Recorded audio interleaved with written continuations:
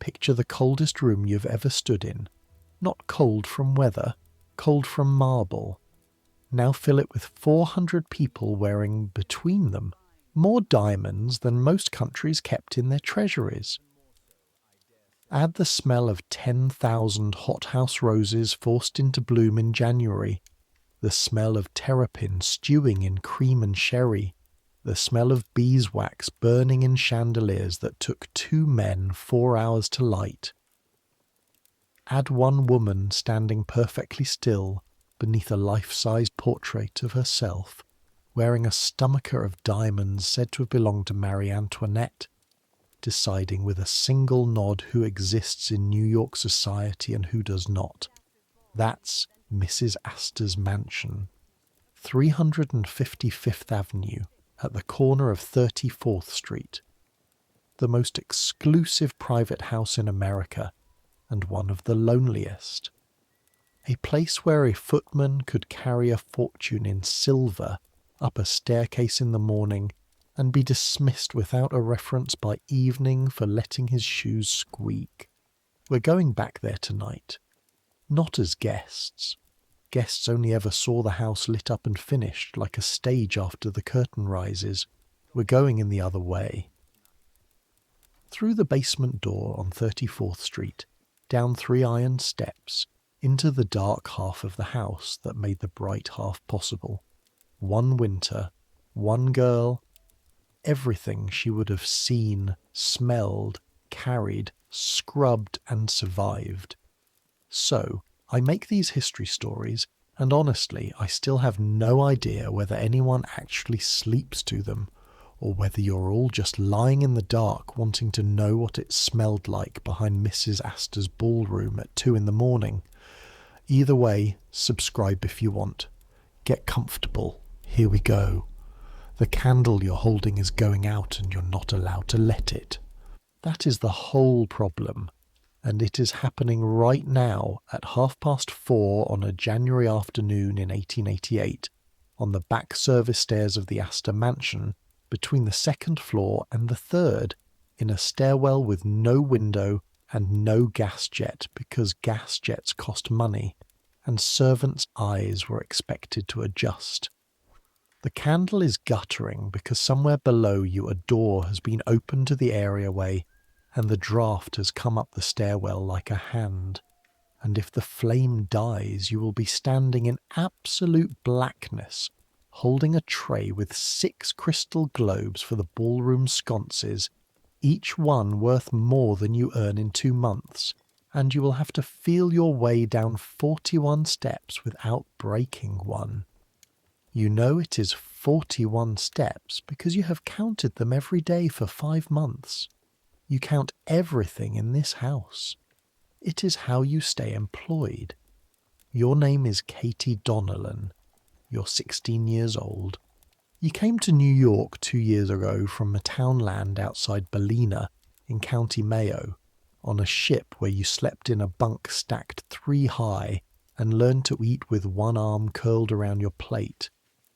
You spent your first year in America scrubbing pots in a boarding house on Washington Street, where the grease got into the cracks of your hands so deep that your knuckles are still stained a faint yellow-brown, like old paper, and probably always will be. Then your aunt, who is a laundress, knew a woman who knew the second housemaid at a great house on 5th Avenue, and there was a place open for a 3rd parlour maid, and now here you are, holding a dying candle in the dark spine of the most famous house in New York. 5 days before the most important night of the American social year. The flame shrinks to a blue bead on the wick. You stop moving.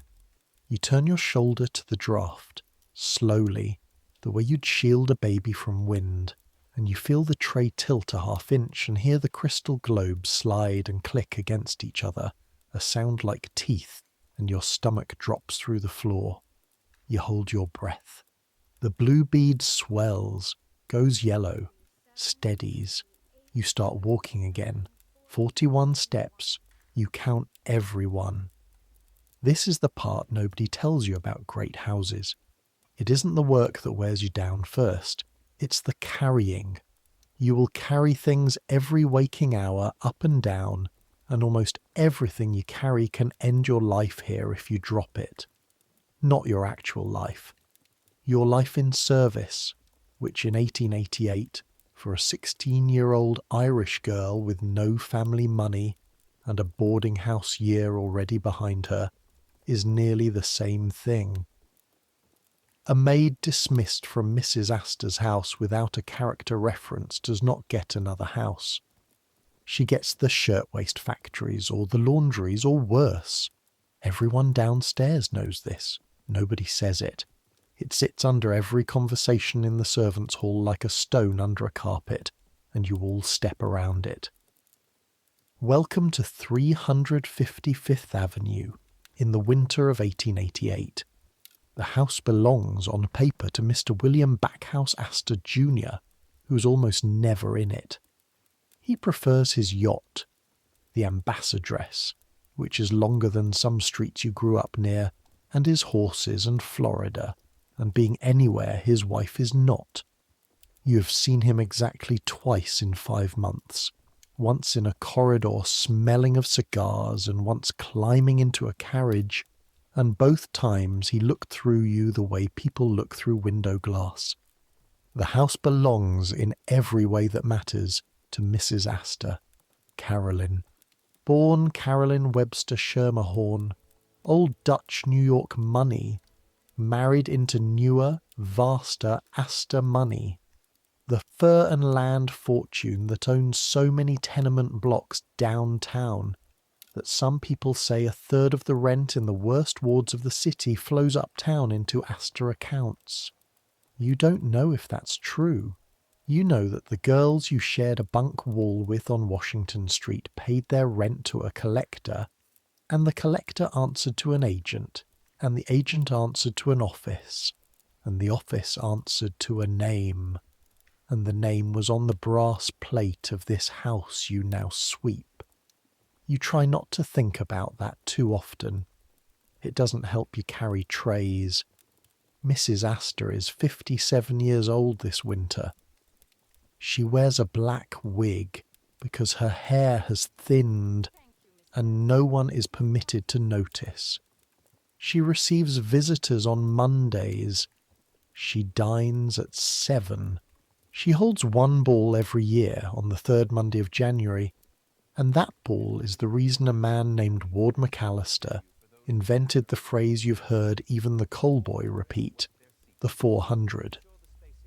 Because Mrs. Astor's ballroom, people say, holds only 400, and therefore society itself holds only 400, and everyone else in this city of 1.5 million souls is, socially speaking, air. You are air. You know you are air. Your job, in fact, is to be air. That is the first rule of this house, and it was explained to you on your first morning by Mrs. Farron, the housekeeper, in a voice that was not unkind and not kind, the voice of a woman reading a train timetable. A servant in this house is neither seen nor heard. If a member of the family or a guest approaches, you turn and face the wall. You thought she was exaggerating. She was not. You have stood with your nose 8 inches from silk wallpaper, holding a full coal scuttle in both aching hands, while 2 ladies walked past behind you, discussing the weather in Newport, and neither of them lowered her voice, because you were not there. You have learned to hear a footstep on carpet through a closed door. You have learned which boards in the second-floor corridor sigh under weight, and you skip them the way children skip cracks. You have learned to breathe more quietly. Truly, you did not know a person could practice breathing, but you have practiced, and you are good at it now, and something about that fact catches in your chest at night if you let it, so you don't let it. Air does not get tired. Air does not have chilblains cracking open on its knuckles. Air does not stand in a dark stairwell willing a candle to live. You reach the bottom of the 41 steps. You push the baize door open with your hip, the way you've been taught, because your hands are never free in this house, and you carry the crystal globes into the light, and the light downstairs at 355th Avenue 5 days before the ball is a battlefield.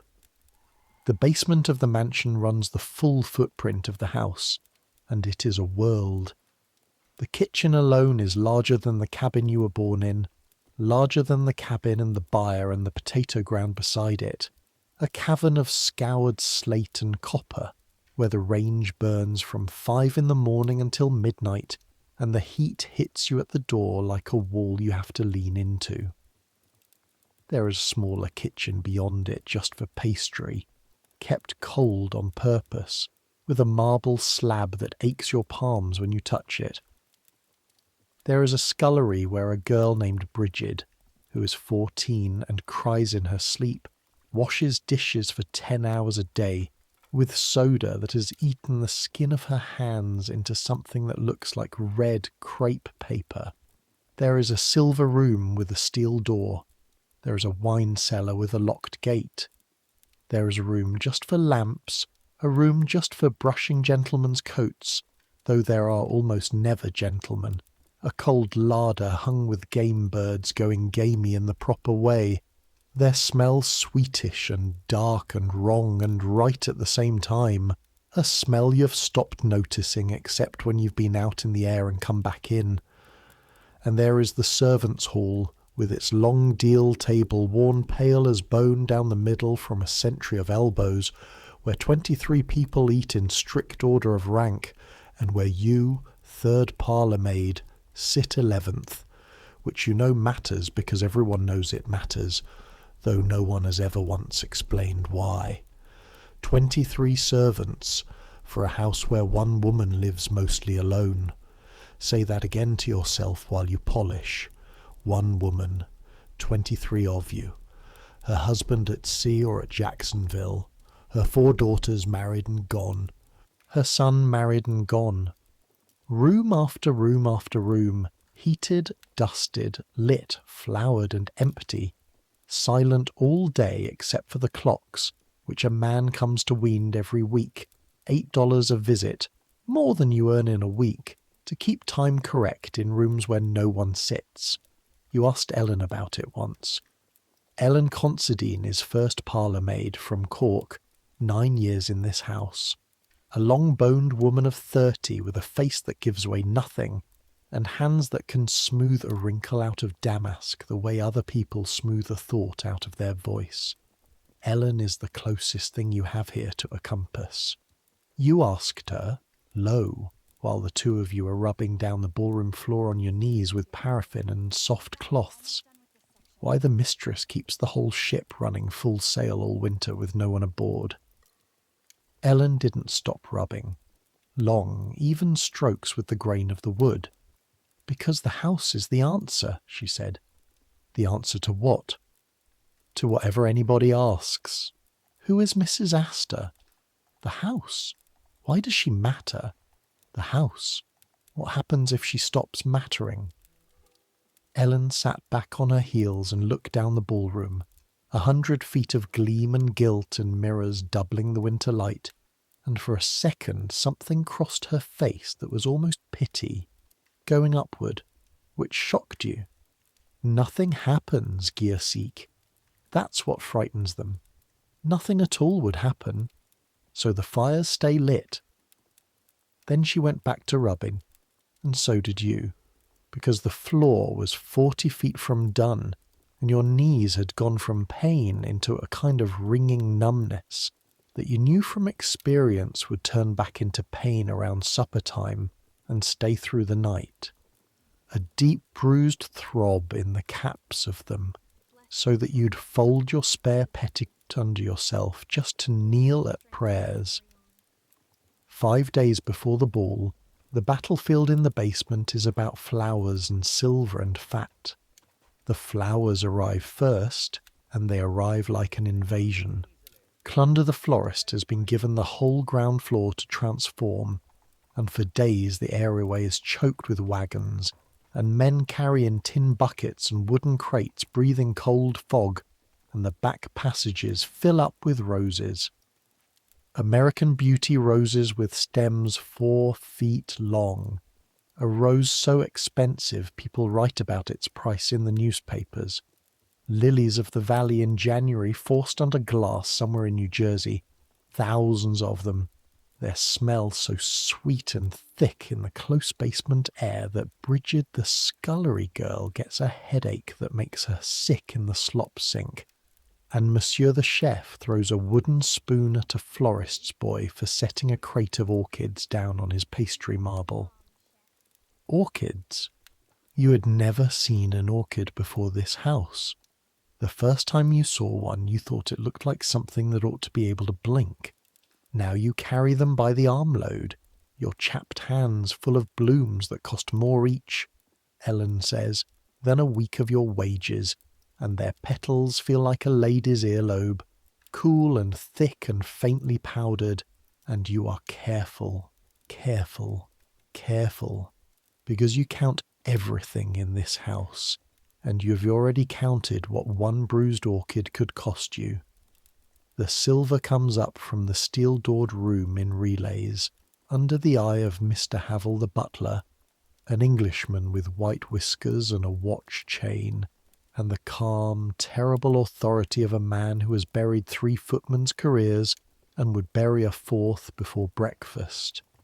Chests are unlocked, flannel bags are unstrung, and out into the gaslight comes the Astor plate. And the first time you saw it laid out, you actually stopped walking.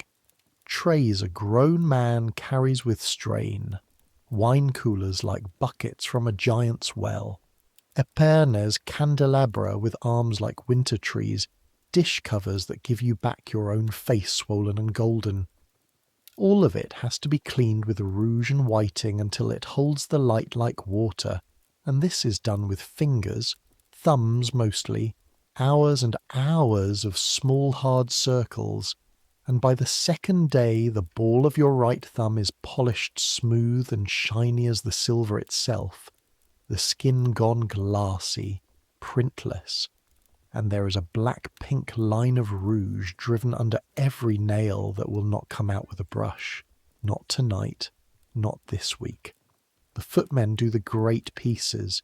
You and Ellen and Nora do trays and flatware, dozen after dozen after dozen of forks, oyster forks, fish forks, terrapin forks, forks for foods you have never eaten and could not name, and your wrists ache in a bright specific line up the middle, and the whiting dries the cracks in your knuckles until they open and sting, and you keep going, because everyone keeps going, and the fat.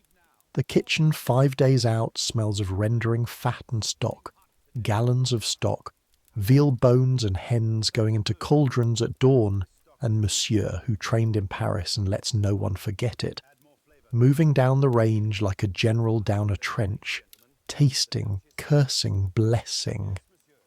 The bull supper will come partly from Pinard's men and partly from this kitchen, and the division of that labour is a war of its own, fought in French above your head. You don't cook, but everyone below stairs is conscripted in Bull Week, and so you have plucked canvas-back ducks in the cold larder until the down stuck to the sweat of your forearms like snow that would not melt, and you have felt the particular dense chill of a duck's body cavity, colder than the room, cold with a slickness to it, and you have smelled the marshy, weedy smell inside a canvas-back, which is the smell of the wild celery it fed on in some Chesapeake marsh, killed and packed in ice, and sent north by train, so that 400 people who are not hungry can eat 2 bites of it at 1 in the morning. You had a thought, plucking, that you didn't tell anyone.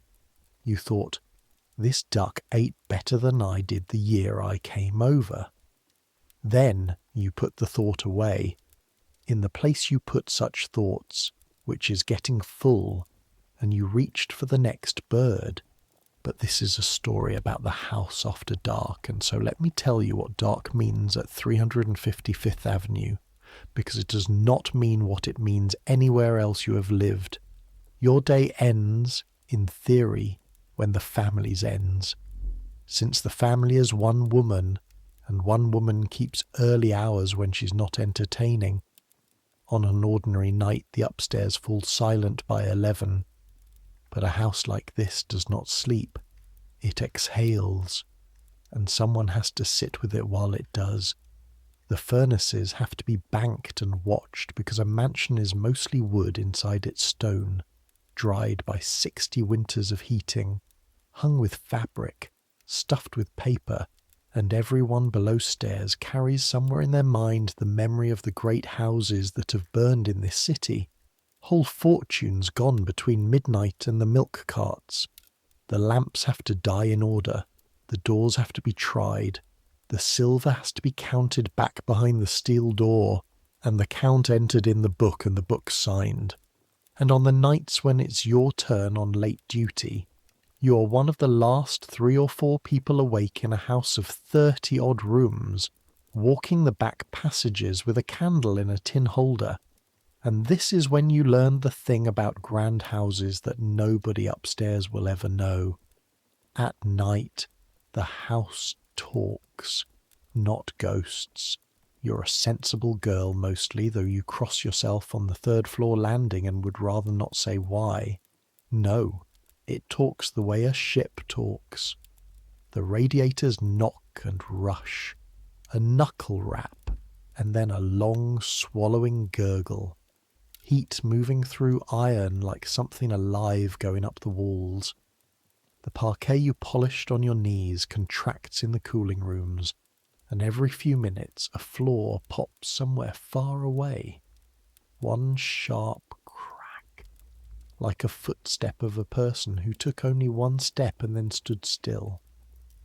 Wind off Fifth Avenue leans on the north windows, and the shutters shift in their frames with a sound like a held breath let out through teeth. The clocks tick against each other in the empty rooms, never quite together, and when one of them gathers itself and strikes, you can hear the chime travel, room to room, softer and softer, until the last of it dies in the ballroom, where the mirrors are, and where your candle, if you must cross it, makes 100 small crossing girls to your left and right, all of them carrying their little flames, all of them with your tired face. You dread the ballroom crossing. You also, in a way you would never confess at confession, love it. It is the only time the finest room in America belongs to a girl from Ballina. On late nights you finish in the basement, checking the areaway door, and this is the coldest work of the day, because the basement passage by the coal vaults holds a chill that gets into the iron of the door bolts, and the bolts are stiff, and you have to bare your hand to grip them, and the cold metal bites your chilblain so hard your eyes water. You shove the bolt with the heel of your hand. It gives with a shriek and a clunk. You stand a second in the dark, sucking the sore spot on your palm, listening to New York on the other side of 1 inch of oak. A horse car bell far off on Broadway, the grind of a late wagon on the cobbles of 34th Street, a man's laugh, footsteps, gone.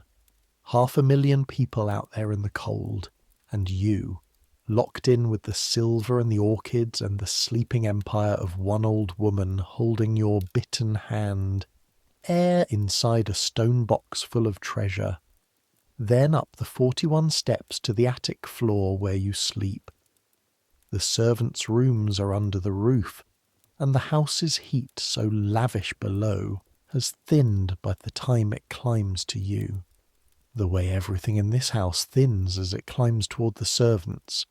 You share a room with Nora Quinlan, second parlour maid from Tipperary, 20 years old, snoring already, and the room holds 2 iron beds, 1 washstand, 1 chair, 1 window looking down the black canyon of 34th Street, and a ceiling that slopes so hard you've learned to sit up in bed at an angle, automatically, even out of a dead sleep.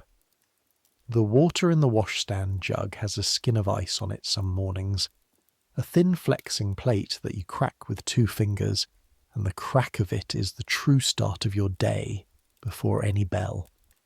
You get into bed in your shift with your stockings on. The sheets are clean and cold as a cellar floor.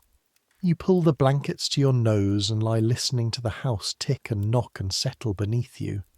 30 rooms of dark luxury under your thin mattress like the sea under a boat, and your hands throb where the cracks are.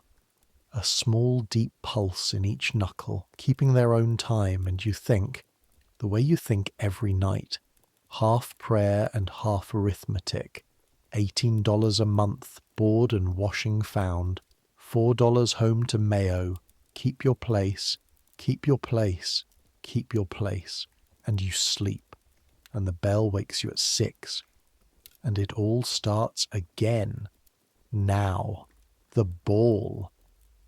I need you to understand what Mrs. Astor's ball was in January of 1888, because there is nothing now that is quite it. It was not the biggest party in New York. Other people gave bigger. It was not the most beautiful. The Vanderbilts, who Mrs. Astor was forced a few years ago, in a surrender the whole city gossiped about, to finally call upon, give more spectacular ones in their chateau up the avenue. Mrs. Astor's ball was something else. It was a census. To be invited was to exist. To be dropped from the list was a kind of quiet death that no doctor attended and no priest eased. And people, real grown people with millions of dollars, feared it the way your grandmother feared the fever. You have seen, with your own eyes holding a card tray, a woman's gloved hand tremble as she left her card at this door, and you understood that the trembling was not cold. 400 people, one night, and below their feet, making the night happen, more than 100 of us, counted by no census at all. The day of the ball you are up at 5, an hour early, and you will not lie down again for 22 hours, and you know this going in, the way a man going into the harvest knows it, and there is even a grim gaiety in the servants' hall at breakfast. Strong tea and porridge bolted standing, Mr. Havel reading out the order of the evening like a bishop reading banns. Everything you've cleaned gets cleaned again. The ballroom floor gets a last dressing and then is closed, actually closed, sheeted at the doors, so no foot crosses it before the first dancing foot. The florist's men build all day, garlands going up the great staircase rail, smilax and asparagus fern wound around the banisters until the staircase is a green river, roses banked in the fireplaces where fires would be, because tonight the heat of 400 bodies will be more than any fire, a wall of American beauties behind the spot where Mrs. Astor will receive, beneath the portrait. The portrait. You should know about the portrait, because tonight it matters. In the drawing-room hangs a painting of Mrs. Astor, full length, by the French painter Carolus Duran, and in it she is magnificent, black silk and white shoulders and that dark, unyielding gaze, and she receives her guest standing directly beneath it, herself beside herself twice. The first time you saw her do it, you thought it was vanity, plain as a pikestaff. You have changed your mind since.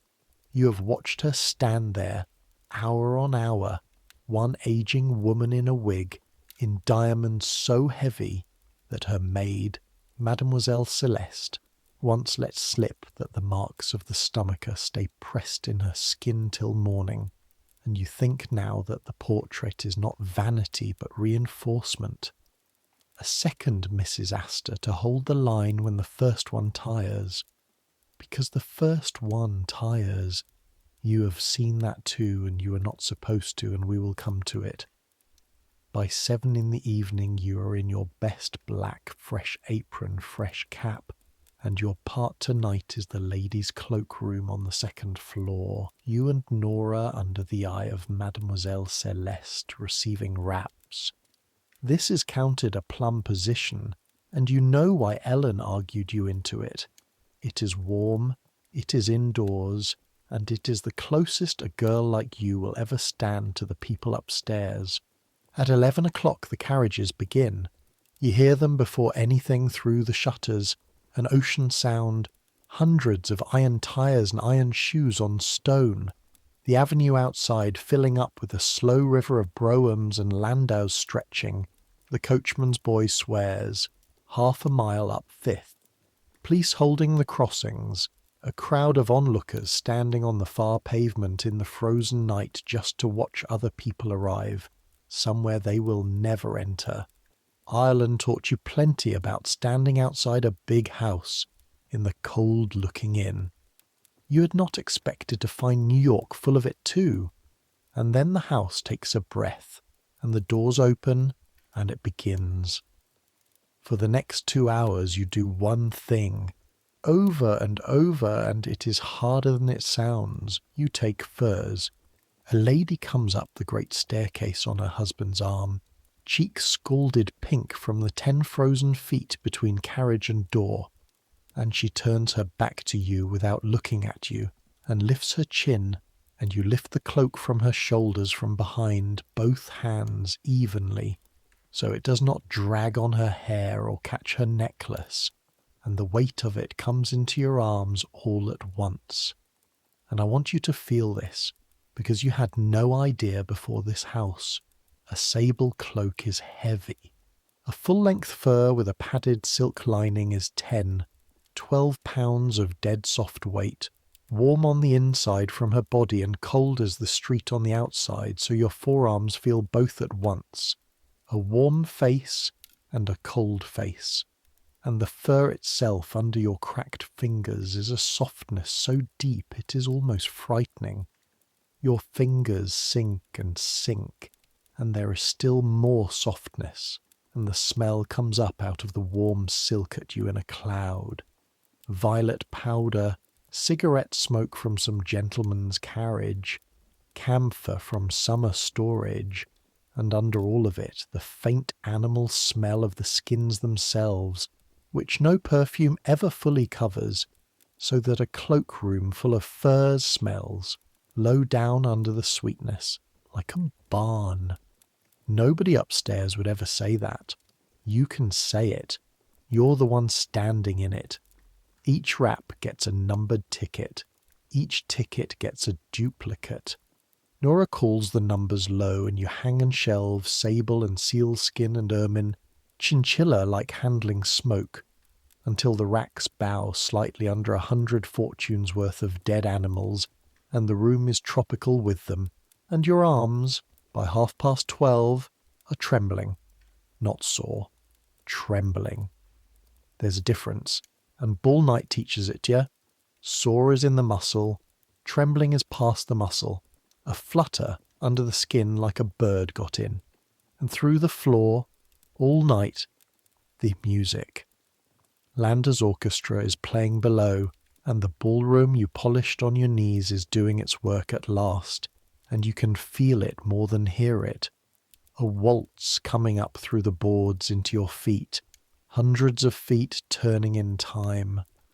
The whole house very faintly swaying with it, the way a bridge sways, and if you steady a crystal drop of the cloakroom chandelier with one finger, you can feel the waltz in the glass.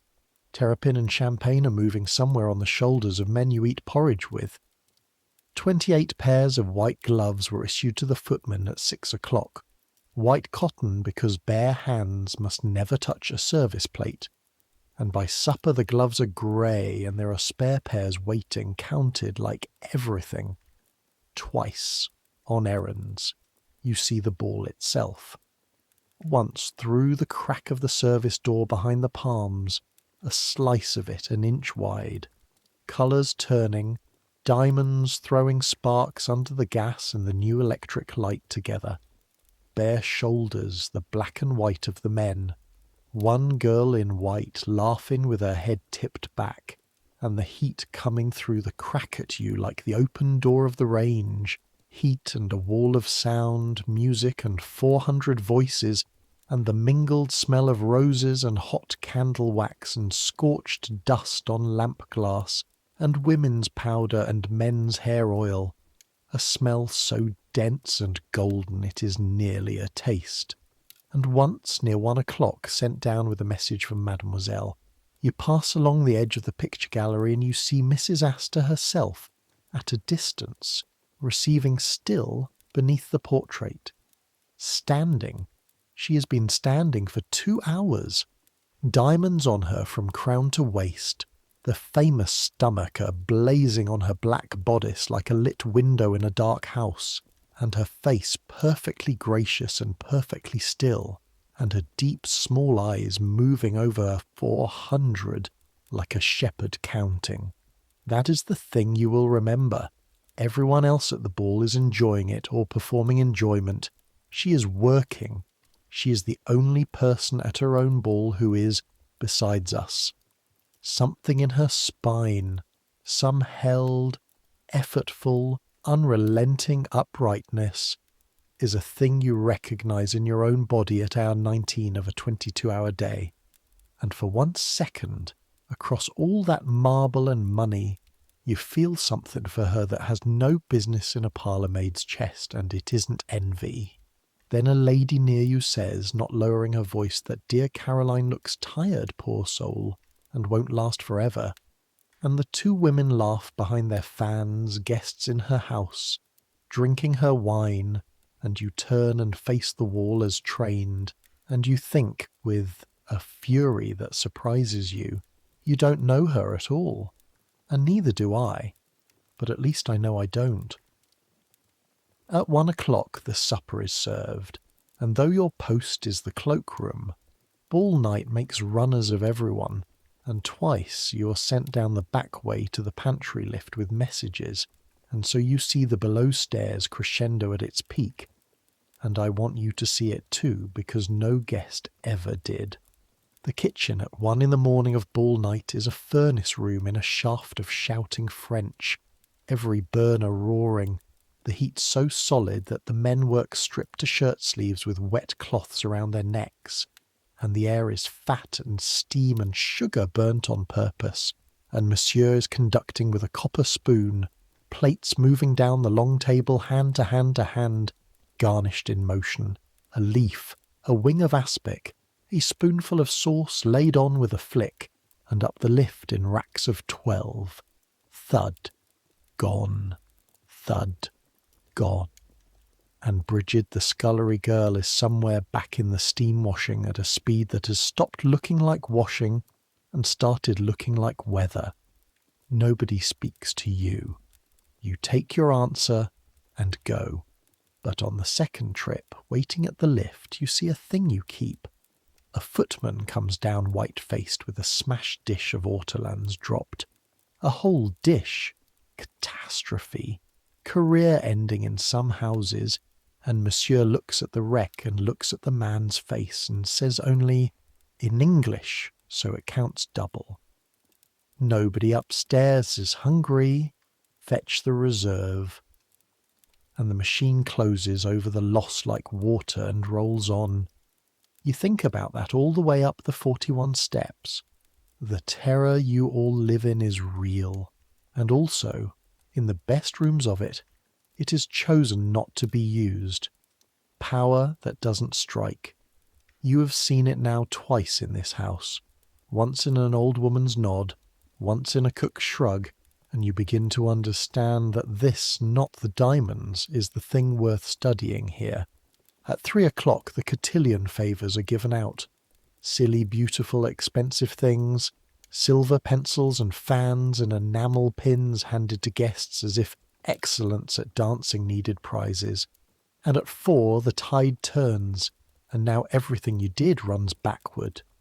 Tickets, furs, the warm cold weight going back onto shoulders, the staircase a slow, falling river of tired silk. A drunk young gentleman tips Nora a whole $1 and calls her Bridget, which is not her name. It is the name they call all of us. We're all Bridget to them, and Nora takes the $1 and says, "Thank you, sir," in a voice like a curtsy made of frost. At 5 the last carriage pulls away, At 5:30 you're on your knees in the cloakroom picking hairpins, a dropped glove, a shattered fan, one silk rose off a torn flounce out of the carpet, and among it all, down against the skirting board, something small that catches your candle, a bead, a single cut-glass bead, black, off some lady's passementerie, no bigger than a currant, facetted so it holds the flame in 6 little windows at once. Worthless, truly worthless sweepings, the kind of thing that goes into the dustpan with the fern fronds and the cigar ash. You look at it a long moment. Some things you count. This house has taught you, and some things count you. And you are 21 hours into your day, and your arms have birds in them, and somewhere below the last waltz is still ringing in the floorboards, and you pick the bead up and put it in your apron pocket. 1 glass currant off the greatest night in America, and you tell yourself, sweepings, it's sweepings. Even Mr. Avell wouldn't book a girl for a bead. Remember that bead. You will meet it again, and so will I. And the night you meet it again there will be snow to the 2nd floor windows, and the whole city will have stopped like a clock.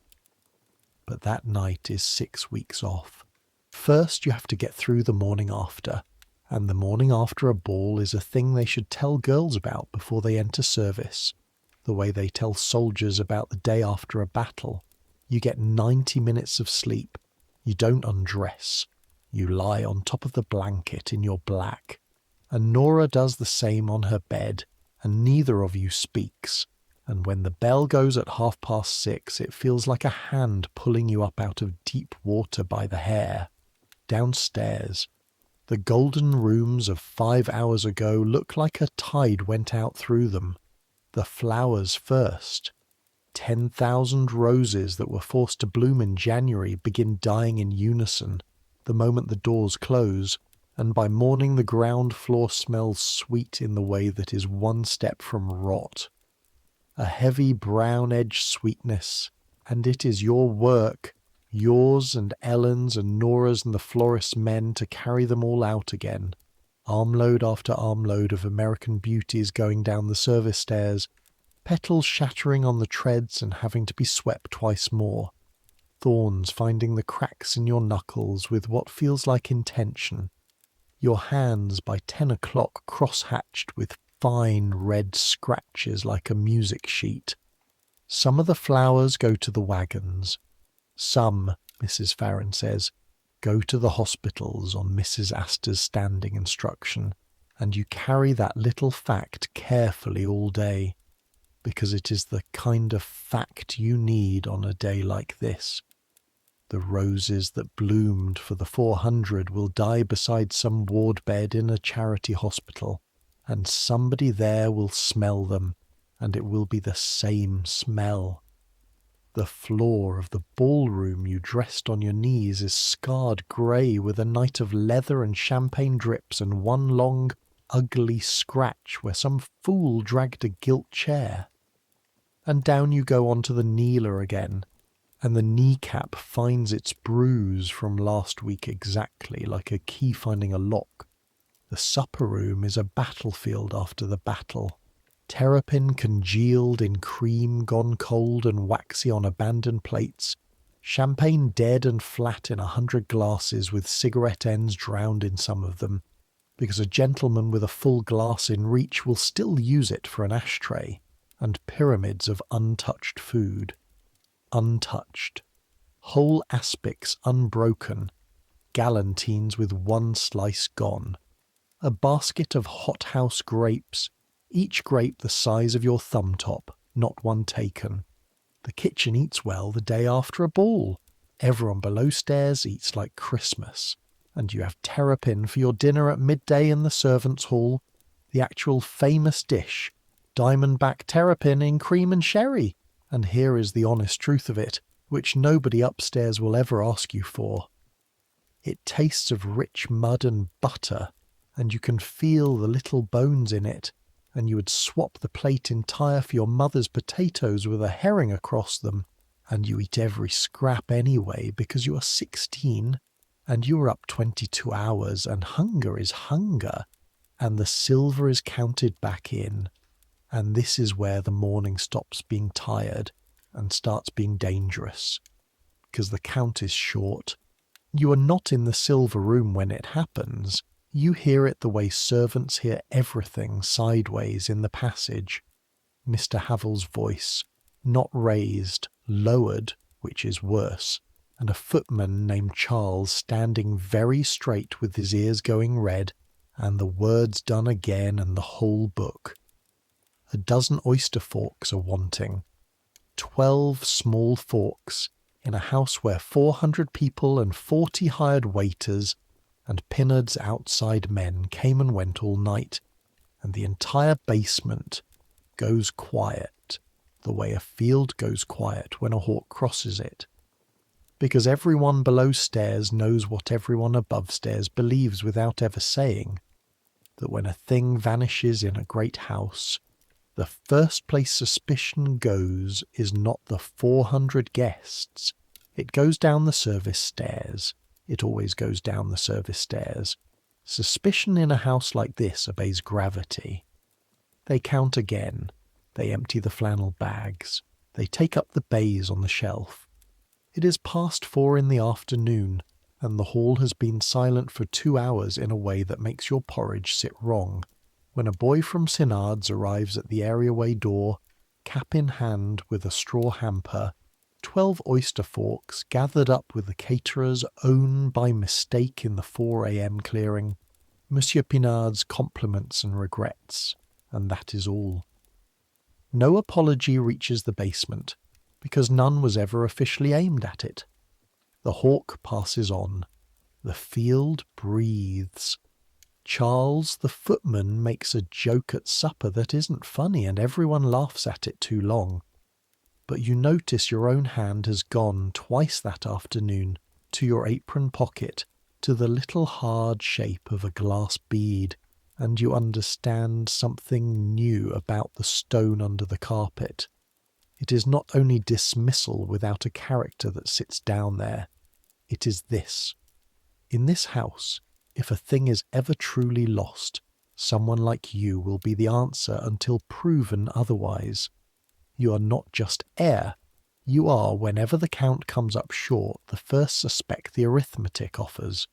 That night, lying at your angle under the sloped ceiling, you take the bead out and look at it in the light of the candle end you're not supposed to burn, and you think about putting it in the dustpan tomorrow where it belongs. 6 little windows of flame turn in it.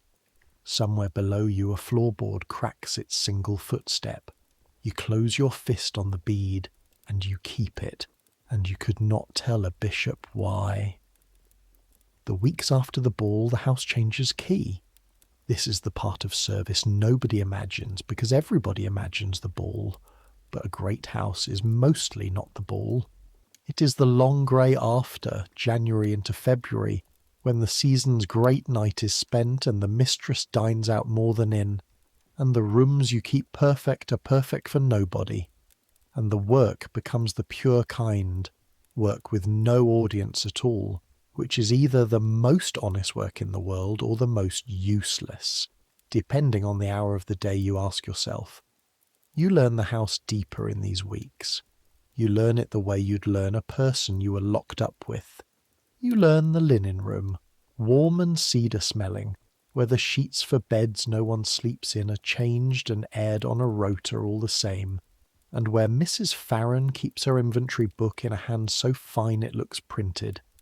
400 and some pairs of sheets, tablecloths that take 2 maids to fold, each fold made on the old creases so the cloth wears even, and there is a rightness to that, a thrift at the heart of all this waste that reminds you so hard of your mother folding the one good cloth in Bellina that your throat closes on it, right there between the shelves, and you have to stand still a minute with your face in the cedar dark.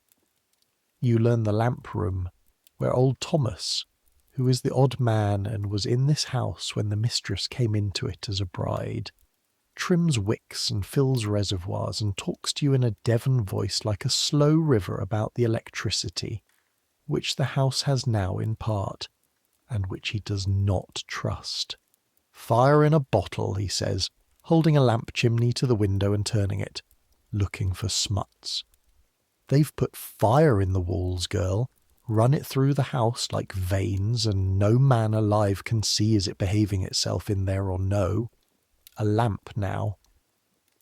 He sets the chimney down soft as neg. A lamp tells you everything. Smokes when it's ailing.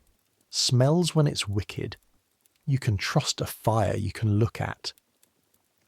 Then he tells you, as he tells you most weeks, about the Fifth Avenue houses he has seen burn since the war, counts them off on his fingers like beads, and ends the same way always.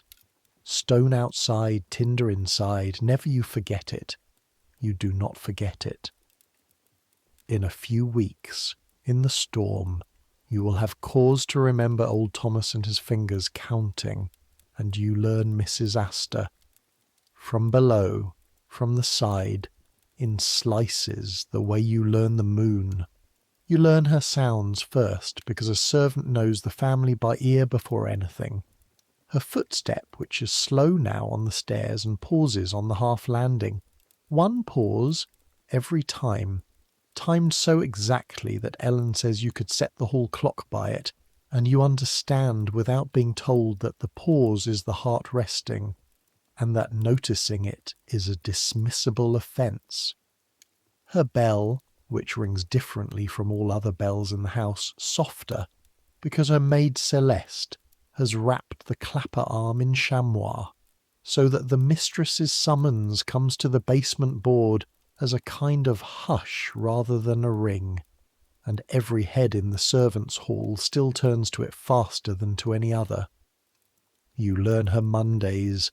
Monday is her at-home day, and the carriage sweep of a Monday afternoon is a parade, and you, if you're lucky enough to be doing the second-floor landing, can watch through the balusters, which is forbidden, the calling ritual of the grandest women in America. 15 minutes, no more. Tea refused as often as taken. Conversation like a fencing match conducted entirely with compliments, and cards left on the hall salver. Corners turned down according to a code Ellen has taught you the way another girl's sister might teach her letters, in person, condolence, taking leave. A folded corner of pasteboard can carry 4 different messages, and the women who read them run an empire of visits with it, an empire with no offices and no wages and no appeal, and you learn her nights, which is where this story has been going all along, because Mrs. Astor, you discover on your winter of late duties, does not sleep well. And a woman who owns 30 rooms and cannot sleep does not lie in bed like your mother would, saying her beads. She walks. The first time you nearly died of it. It is perhaps 1 in the morning, a hard frosted night late in January, and you are on last rounds with your candle in its tin holder, crossing the picture gallery, which you must cross to try the drawing-room shutters, and there is a figure standing in the dark at the far end, and every drop of blood in your body stops moving.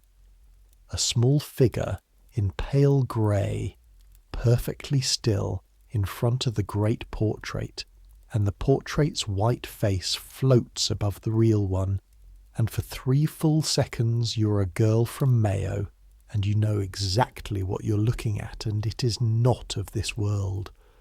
Then it speaks, and it is worse. "Who is that?" "Katie, ma'am. 3rd parlour maid, ma'am." Your voice comes out in a thread. You're already turning to the wall, the training moving your feet for you, and the voice stops you. "Bring your candle here." You've never been closer to her than the width of a room.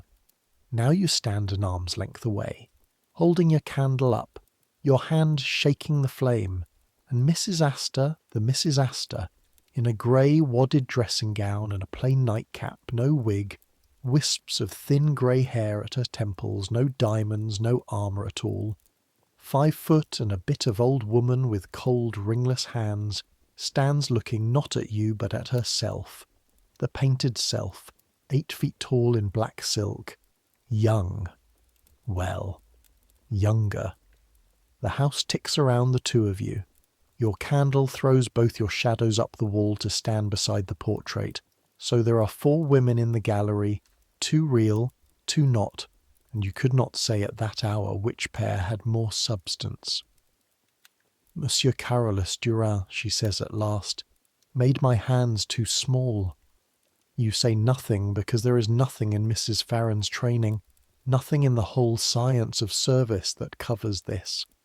Everyone said so at the time. Too small. I've always had large hands.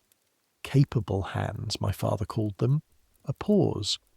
The clock in the drawing-room through the wall drops a single chime for the half-hour, and you hear it travel away through the house and die in the ballroom. No one has mentioned my hands in 30 years.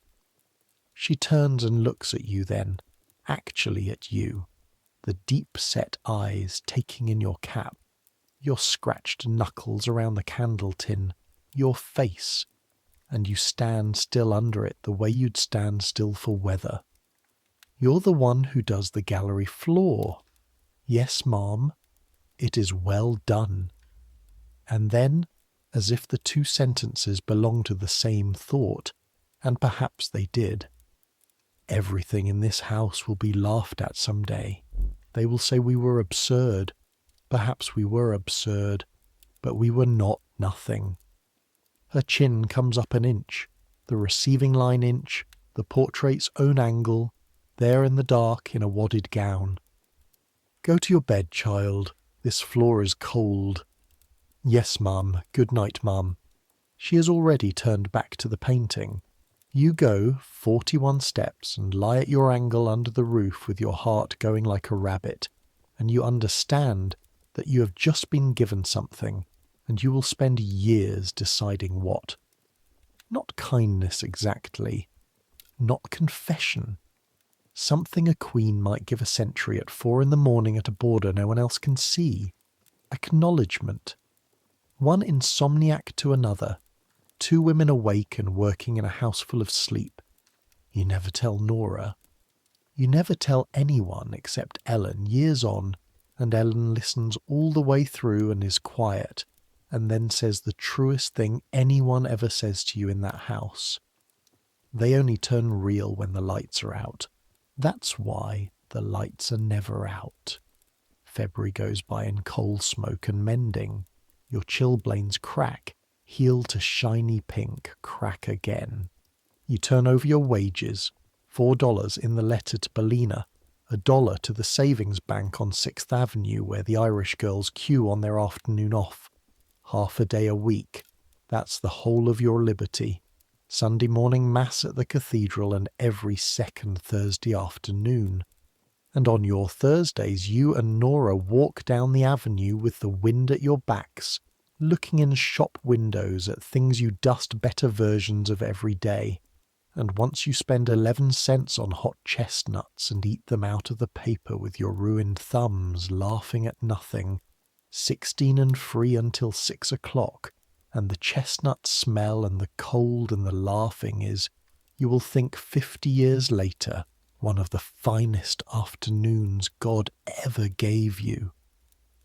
One more thing before the storm, because the storm will need you to know it. In the last week of February, Mrs. Astor gives a dinner, not a ball. A dinner of 40, which below stairs is understood to be a far more serious instrument than a ball of 400. A ball is a census, a dinner is surgery. 40 covers, chosen with a jeweller's tweezers, seated by a diagram. Mrs. Astor draws herself at her writing table and revises for days, because at a New York dinner of this rank where a person sits is a published fact by morning, a promotion or a sentence, and everyone at the table can read the map at a glance, and you see it. That is the wonder of that week, because 2 footmen are down with the grip that is going through the whole frozen city that winter, and because Mrs. Farron trusts you now, you're put to work the dinner itself, behind the service screen at the pantry end of the dining room, receiving from the lift and passing to the men, and through the muslin panel of that screen. For 4 hours you watch the 400 with the lid off. You watch the mechanics first, because the mechanics are yours. 8 courses, service à la Russe, everything handed, nothing on the table but flowers and fruit and the golden white Sèvres. Each course arriving at your screen on the lift with a thud and a breath of kitchen heat. Terrapin again, canvas back again. A fish sauce that Monsieur has been muttering over since dawn. And the plates going out under covers and the covers coming back. And your work is scraping and stacking and counting. Always counting, forks again, and keeping the pantry silent. Because the screen is muslin and a chink of china carries. You learn that night that you can lower a stack of 8 plates onto slate without a sound if you bend your knees and breathe out while you do it. A useless skill, you'd think. You will use it all your life, in hospitals and at wakes and in rooms with sleeping children, this trick of putting things down as if the world were dozing, and every time you will be for half a second behind that screen again, and you watch the people, close enough at last to hear, and here is what you hear at the summit of the world over the gold plate under the Carolus Duran. Nothing. Beautiful. Polished. Expert nothing. The weather at Lakewood. The health of horses.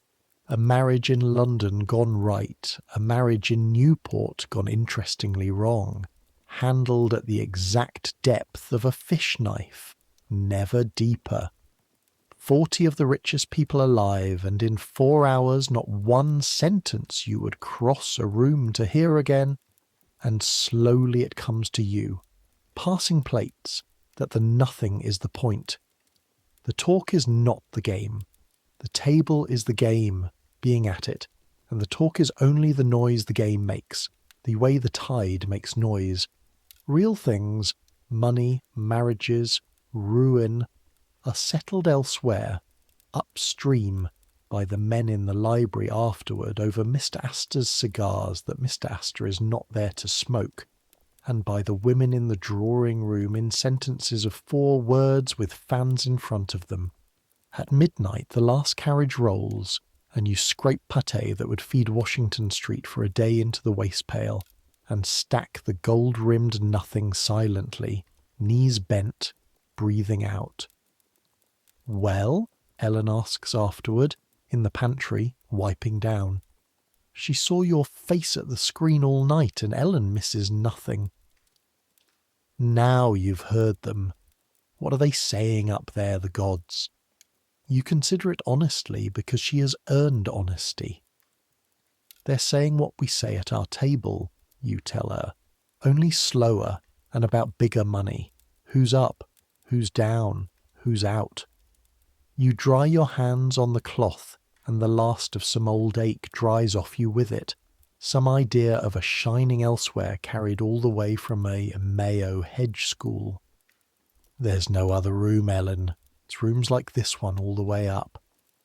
Ellen laughs once, short, the way she does maybe twice a winter, and puts out the pantry gas. 14 years I've been coming to that, she says in the dark. You did it in one dinner. Go to bed, Gersich. Let me stop the clock here a moment, in that grey February, and show you the other half of your life, the half that never touches the family at all. Because if I only show you the ball and the fire, you'll think service was made of great nights. And it was not. It was made of the servants' hall, and the servants' hall was a country of its own, with its own crown and its own church and its own laws, and you lived in it far more truly than you ever lived in the gilded rooms above. The crown was the upper table, Mr. Havel at the head, Mrs. Farron at his right, Monsieur, Celeste, the 2 visiting ladies' maids when guests stayed, and at that end of the table the talk was of houses. always houses. Which family kept a good table for its people and which starved them? Which butler up the avenue had been let go and why? Which house paid on the day and which made its maids ask? Servants of the great, you learned quickly, judged the great precisely as farmers judge weather, without illusion, with total expertise, and out of that judging the whole avenue had a secret second reputation, a below-stairs ledger, and a family could be worth 10 millions in the bank, and be known from Washington Square to the Park, among the only people who saw them at 7 in the morning, as mean or cruel or not quite honest with the wine merchant, and there was no ball on earth that could wash it off them. Mrs. Astor, you may as well know, stood high in that ledger. Exacting, they said down the table. Never familiar. Never once, 30 years, unjust. In the servants' country, there is no higher word than that last one. The church was the table's manners. Grace before meat, said by Mr. Havell as if the Queen were listening. No hall-boy spoke before he was spoken to.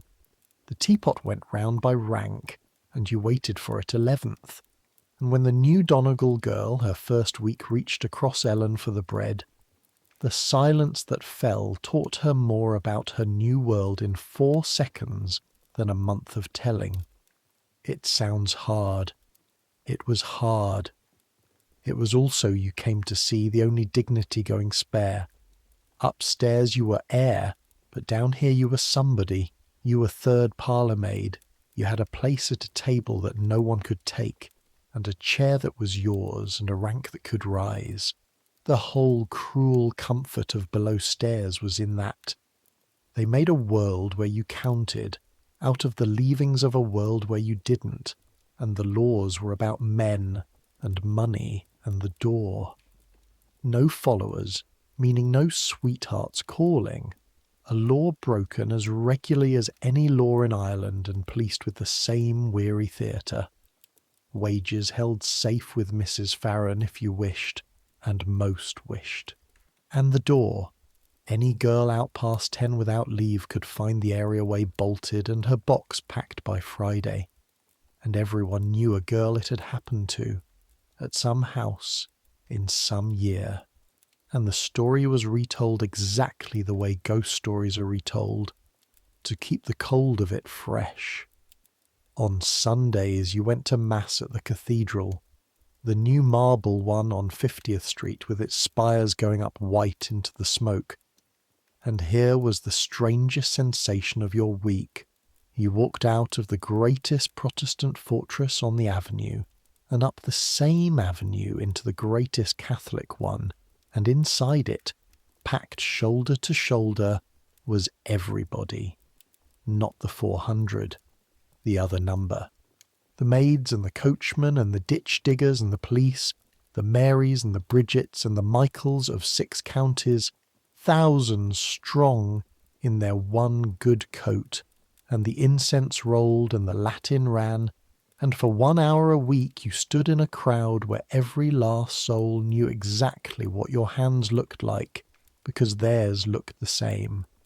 You cried the first time at the sheer size of the belonging.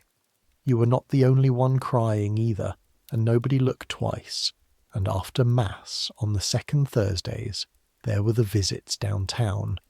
And this is the piece I most need you to carry, because it is the piece that made you who you were in that house.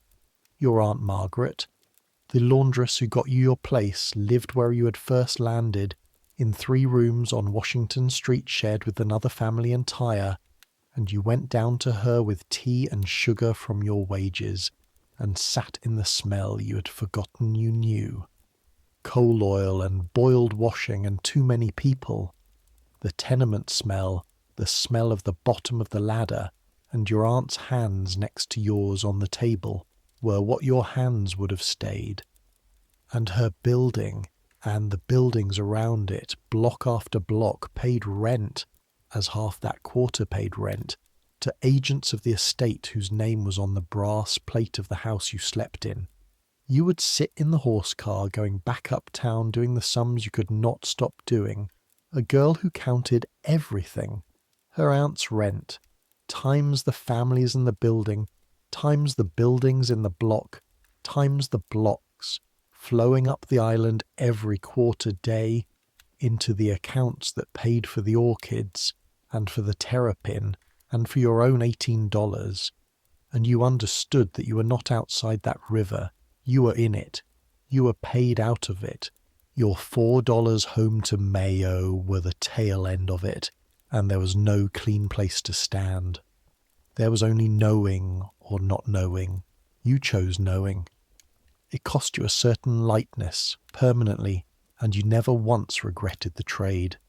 Ellen found you on the back stairs one evening after such a Thursday, sitting with the unlit candle in your lap, and sat down beside you on the step which first parlour maids do not do, and asked no questions, and after a while she said, "I'll tell you what my mother told me the day I went into service. She said, 'They'll own your hours, girl, and that's the bargain. Hours for wages, fair enough. But the minute they own your hours, they'll reach for the rest. They can't help it. It's their nature, and you must decide early what's not for sale.'" Ellen looked at the candle in your lap. Your hours sold. Your back sold. God help us both. What's not for sale, Katie Donnellan? You thought a long time. The house ticked. "What I think of it all," you said finally. "What I see, that's mine." "That's yours," Ellen said, and stood up, first parlour maid again, and went on up the stairs. "And that is why, 60 years on, you could tell your granddaughter what the Empress's hands looked like at 1 in the morning, and what terrapin honestly tastes like, and what the Count going short does to a hall full of innocent people's faces. You kept the seeing. It was the one wage they never knew they paid you." Then, on the second Sunday of March, in the year 1888, it starts to rain. It rains all Sunday, a mild grey nothing rain, and the papers old Thomas reads by the lamp-room stove promise clearing. The house goes to bed, and in the small hours the temperature falls off a cliff, and the rain turns, and the wind comes round to the northwest and begins to rise and rise, and by the time the bells should be waking the city on Monday morning, the 12th of March, there is no city. There is only the snow. You wake before the bell because the window is wrong. The window of your attic room has a voice you know, a whistle and a rattle, and this morning it is howling, a note you've never heard a house make, and there is snow inside the room. Inside. A little drift of it, fine as flour, driven through the sash cracks, lying in a curved line on the floorboards like a white parenthesis, not melting, 'cause the room is that cold. Nora is sitting up with her blanket around her shoulders saying, "Mother of God, look at it," and you look, and you cannot see 34th Street.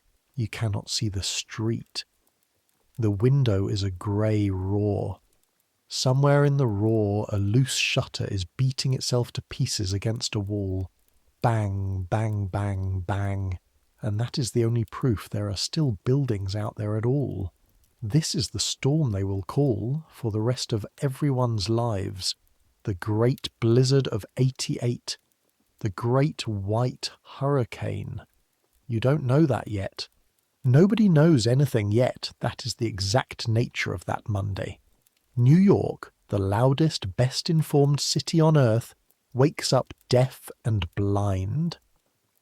The telegraph wires are coming down by the mile, and the telephone wires, and the electric wires, whole webs of them along the avenues snapping under ice and whipping in the wind, live in the snow. The elevated trains are stopping between stations, freezing to the rails, thousands of clerks stranded in the cars in the air. The horse cars quit inside the first hours, the horses foundering.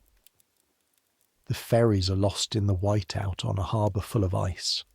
By mid-morning, the greatest city in America is farther from Boston, in real terms of message and travel, than it was in the reign of George III, and it will stay that way for the better part of 3 days.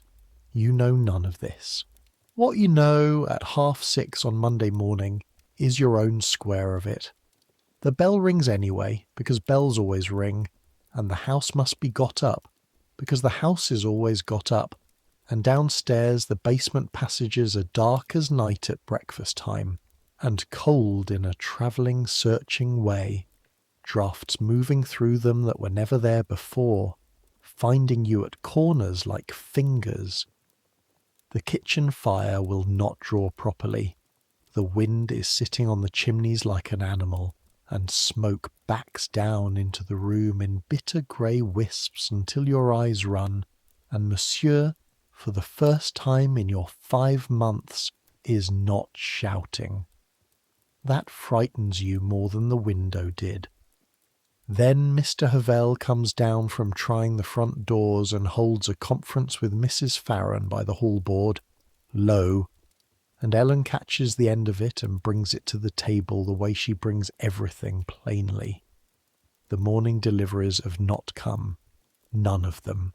No milk, no bread, no fish, no ice, no coal wagon that was due, and most unthinkable of all, no newspapers, and the 2 junior footmen who sleep out, and the kitchen maid who lodges with her married sister on 2nd Avenue, have not come, and no boy can be sent to inquire, because Mr. Havell opened the 34th Street door and the snow fell into the hall. It is drifting against the north face of the house faster than a man could dig. The area-way, your 3 iron steps, is a smooth white ramp to street level. The house, Mrs. Farron says, standing at the head of the table with her hands folded, in exactly the timetable voice from your first morning, will manage. The mistress will be told what she needs to know. Fires are to be kept small in unused rooms and generous where needed. The men will see to the coal. The larder is deep. Nobody, she says, and here she looks down the table with a look that touches every face once. Nobody is to attempt to go out. And that is the moment, of course, precisely that moment when you all hear the knocking. Not the shutter. Lower. The areaway door. A soft, wrong, unrhythmed knocking low down on the wood, like something falling against it over and over. Charles the footman gets there first and has to fight the bolt. Your bolt. The arm that bites. And when the door gives, the storm comes into the passage like a living thing, snow bursting sideways 10 feet up the flags, the lamps guttering flat blue, and with it, falling inward across the threshold in a crust of white, is a boy. A telegraph boy. Western Union cap frozen to his head, actually frozen, rimmed to his hair. Perhaps 13 years old. He has been out in it since before light, because messages must go through, because his 4pence a message livelihood works in a blizzard, or it doesn't work at all, and he has 1 undelivered envelope left, for a house on 36th Street, and he could no longer feel the sidewalk under his feet, nor his feet themselves, and he saw the deep area-way of the great house, and spent, by the look of him, his last strength getting down into it. His face is a terrible waxy white, with hard red patches on the cheekbones, and his eyelashes are beaded with ice, and when Monsieur and Charles carry him to the kitchen fire he does not shiver, which even you know is the bad sign, the far side of shivering. And Mrs. Farron, timetable voice gone, is suddenly a farm woman from somewhere with snow in her own past, snapping orders. Not too near the fire. Rub the hands with snow first. Cold water then warm. Never hot. Blankets. The brandy from my cupboard. Katie, run. You run. And the next hour is the most useful hour of your 5 months in the Palace of the 400. You kneel on the kitchen flags with the telegraph boy's marble cold foot between your 2 ruined warm hands, chafing life back into it while he comes far enough back to cry. Which Mrs. Farron says is good. Crying is good. Crying means the nerves are speaking, and the pain of thawing is a pain he will remember his whole life, and so will you second-hand, because he grips your wrist while it happens hard enough to leave 4 little bruises like a stamp, and you let him, and you talk to him the whole time in the voice your mother used on frightened animals, half words, half sound. It's all right now. You're in the warm now. Hold on to me. His name is Aloysius. Everyone calls him Wish. He's from 11th Avenue. 4 brothers. Father works when the docks work. By noon he is wrapped in a horse blanket in the chimney corner, drinking beef tea with both hands, watching the grandest kitchen in New York like a boy allowed inside a story. And Monsieur, who threw a spoon at a florist in January, feeds him the heel of a galantine fit for the 400, and stands over him with arms folded, watching every bite go down, and something in the whole basement has shifted, some tightness gone, because there is nothing like saving one cold child to remind 23 people below stairs what hands are actually for. The envelope for 36th Street sits on the dresser drying, and Wish keeps looking at it. Messages must go through. Mr. Havel takes it up at last, reads the address, and puts it in his own inside pocket. When it clears, he says, I shall walk it round myself. And he does. On Wednesday, an English butler in galoshes climbing snow mountains past dead sparrows frozen to the wires, and that is its own small story that the servants' hall will tell for years. But it hasn't happened yet.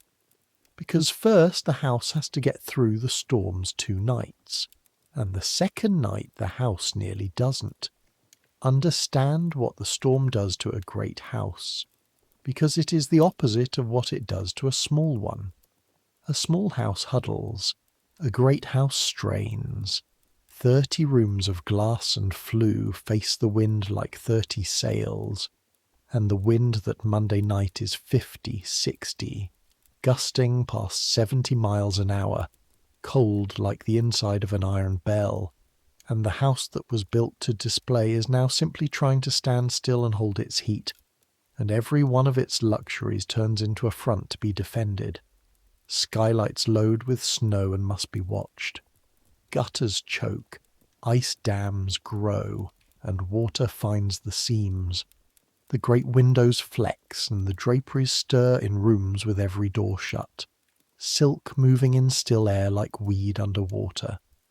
Coal that arrived by wagon whenever wanted is suddenly finite. A counted pile in the vaults, and Mr. Havel and Mrs. Farron do together, that first evening, the arithmetic every poor family in the wards below is doing the same hour with a fraction of the numbers. What we have, what we burn, how long.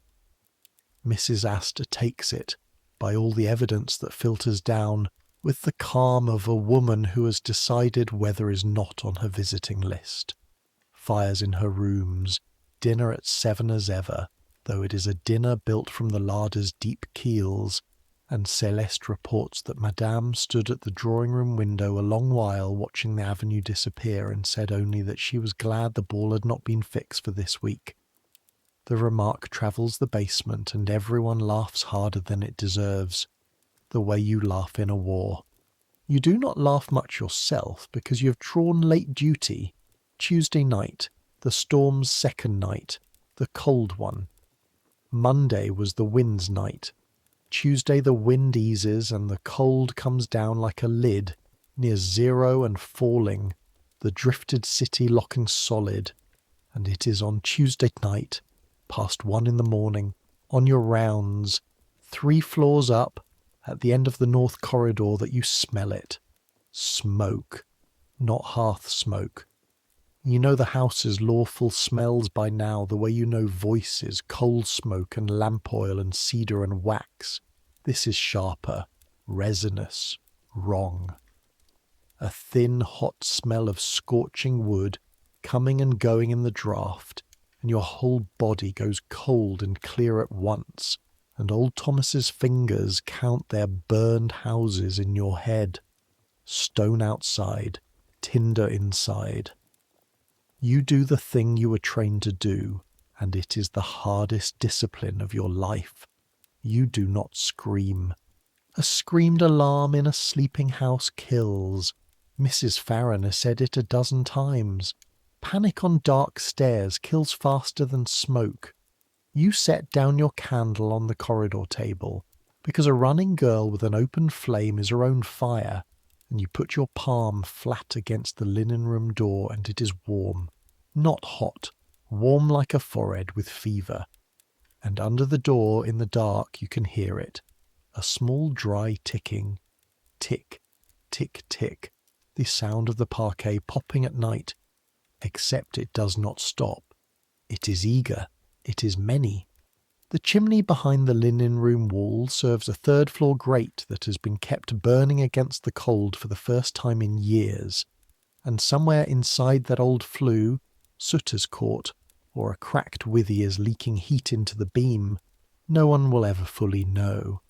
And the wall itself, the lath and the studding behind Mrs. Farron's cedar shelves and 400 pairs of sheets, has begun quietly, in the middle of the coldest night in the city's memory, to cook. What you do next takes 4 minutes, and you will replay it for 60 years. You go, fast walk, not run, skipping the boards that sigh, to the back stairs, down one flight, and wake Mr. Havel, whose room is nearest, with a knock and 6 words through the door. Smoke, linen room, wall is warm. You hear his feet hit the floor before the 6th word, then down again, and wake Charles and the other men, door by door, same words, and Ellen, who is dressed, it seems, before she is awake. And then the house does the thing you will be proudest of, prouder than of anything in your whole life in service. It fights in near silence, in night clothes, in an ordered fury, the way a ship's crew fights. Buckets from the housemaid's closets, filled at the 3rd floor taps, a chain of 11 people on the back stairs before the church clocks strike the half-hour. Charles and Mr. Havel with wet blankets. Old Thomas, 68 years old, in his nightshirt with his braces over it, arriving with the 2-hand pump fire extinctors he has kept charged for 30 years against everyone's teasing, and standing at the linen room door with the calm of a man meeting an appointment. The door opened low and slow, Thomas's way, not flung. Smoke comes out along the ceiling in a rolling grey sheet, and inside, at the base of the chimney wall behind the emptied shelves, there is a seam of orange light in the lath like a wound opening, and the cedar shelf boards nearest it are smoking off their oil, that beautiful smell turned traitor, sweet and burning, and you fight it. You're in the chain, then you're at the front of the chain, because you're small and quick and Thomas needs hands, and you tear sheets off shelves in armloads, fine linen for beds no one sleeps in, and soak them in the bath down the corridor and drag them back streaming, and the men pack the soaked cloth against the wall base while Thomas's extinctor hisses at the seam, and the fire spits steam back at you all, and the steam scalds worse than the heat, a wet flash across your forearm that you don't feel until later, and someone has run for the axe and the wall is opened. 2 feet of plaster and lath brought down in a crashing white dust, so the seam of fire can be reached bare and killed. And it is killed. You watch it die, the orange going sullen, going red, going to black wet char that steams and stinks, the eager ticking stopping, and the only sounds left are 11 people breathing like runners, and water dripping through to the floor below. Tick, tick, a lawful sound again, and the wind, outside, going over the roof in the dark, indifferent, enormous, on its way to the sea. No engine could have come.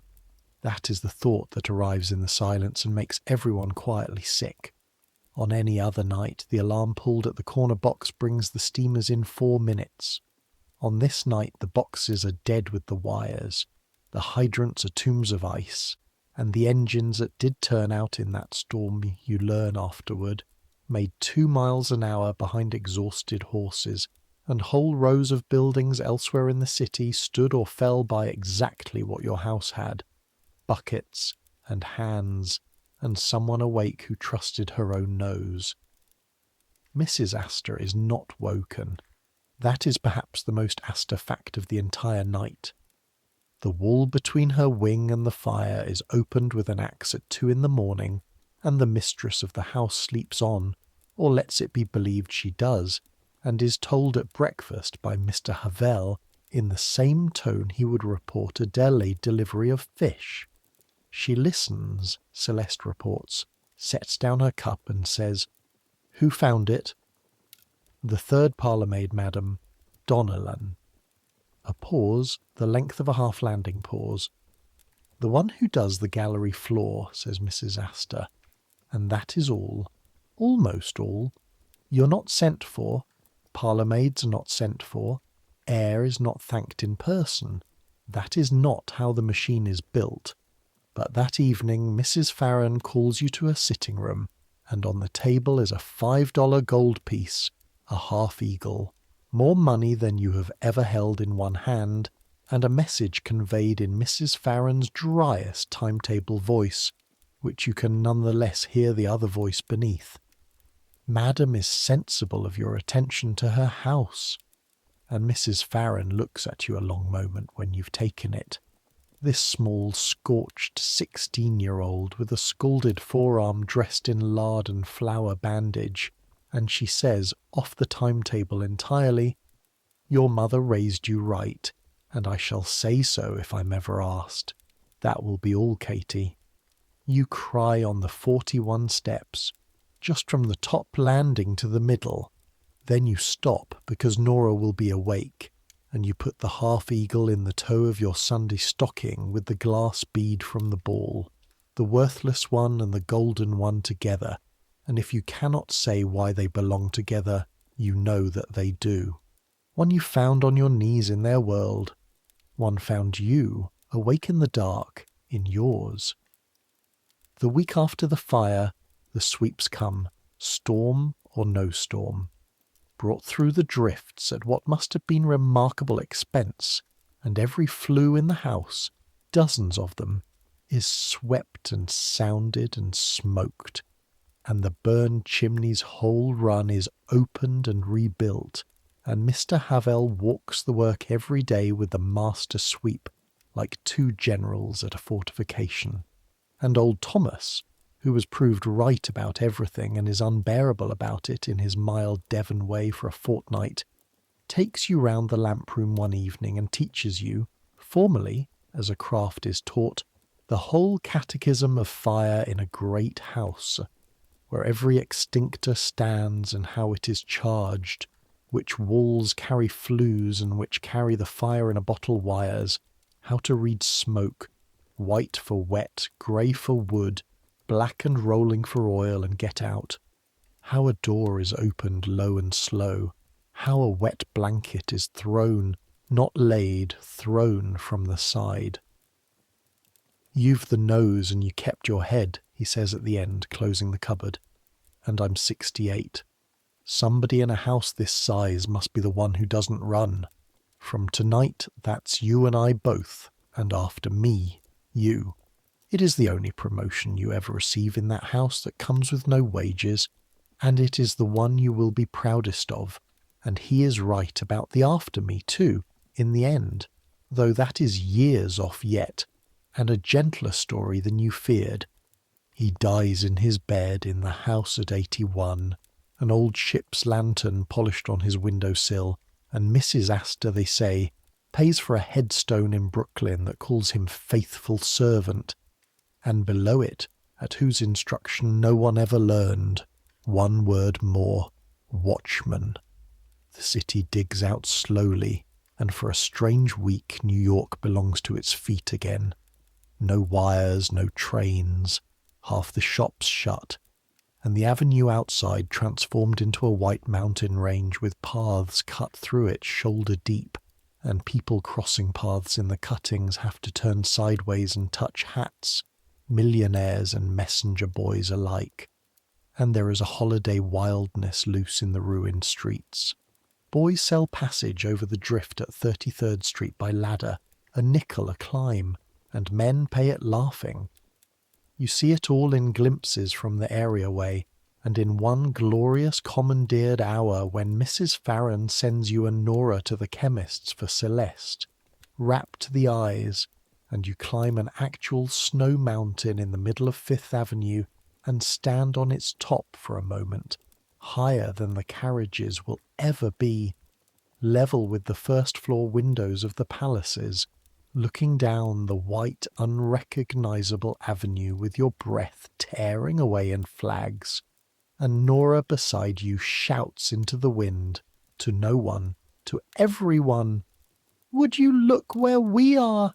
And the two of you laugh until you have to hold each other's arms, two Bridgets on top of the world for 1 minute by the drawing-room clocks.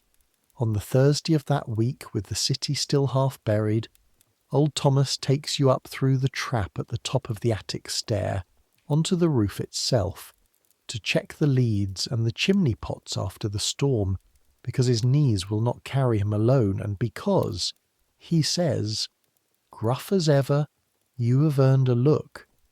And so you get the sight that almost nobody in that house, upstairs or down, ever got. New York from the roof of the Astor mansion in the white silence after the blizzard of '88. You come up out of the trap into air so cold and clean it is like biting an apple, and you stand holding the iron rail with both mittened hands, and the city lies down below you and away, white to the rivers, white to the ends of sight. The avenue is a glacier with a thread of path down it. The cross streets are ravines. Smoke stands up straight from 10,000 chimneys in the windless morning, straight as reeds, grey-blue against all that white, the whole city breathing visibly, and everything that moves is small and dark and slow. People, only people, the machines all stopped, the horses all stabled, the trains all dead on their frozen trestles, and the sounds that reach you are the old sounds, shovels ringing, a dog, a church bell, voices, sounds that Peter Stuyvesant could have heard, as if the storm had scoured 100 years off the town in a night. Downtown, the spire of Trinity stands up out of the white like a mast. North, the towers of the new bridge to Brooklyn hang their black webs over the ice-choked river, and below you, near enough to hit with a snowball, the roofs of the millionaires run up the avenue in their cliffs and turrets, all of them wearing 4 feet of the same snow that lies on your Aunt Margaret's leaking roof on Washington Street. The great leveller come down equally on every shingle in the Republic, for a day or two anyway, until the shovelling gangs restore the proper differences.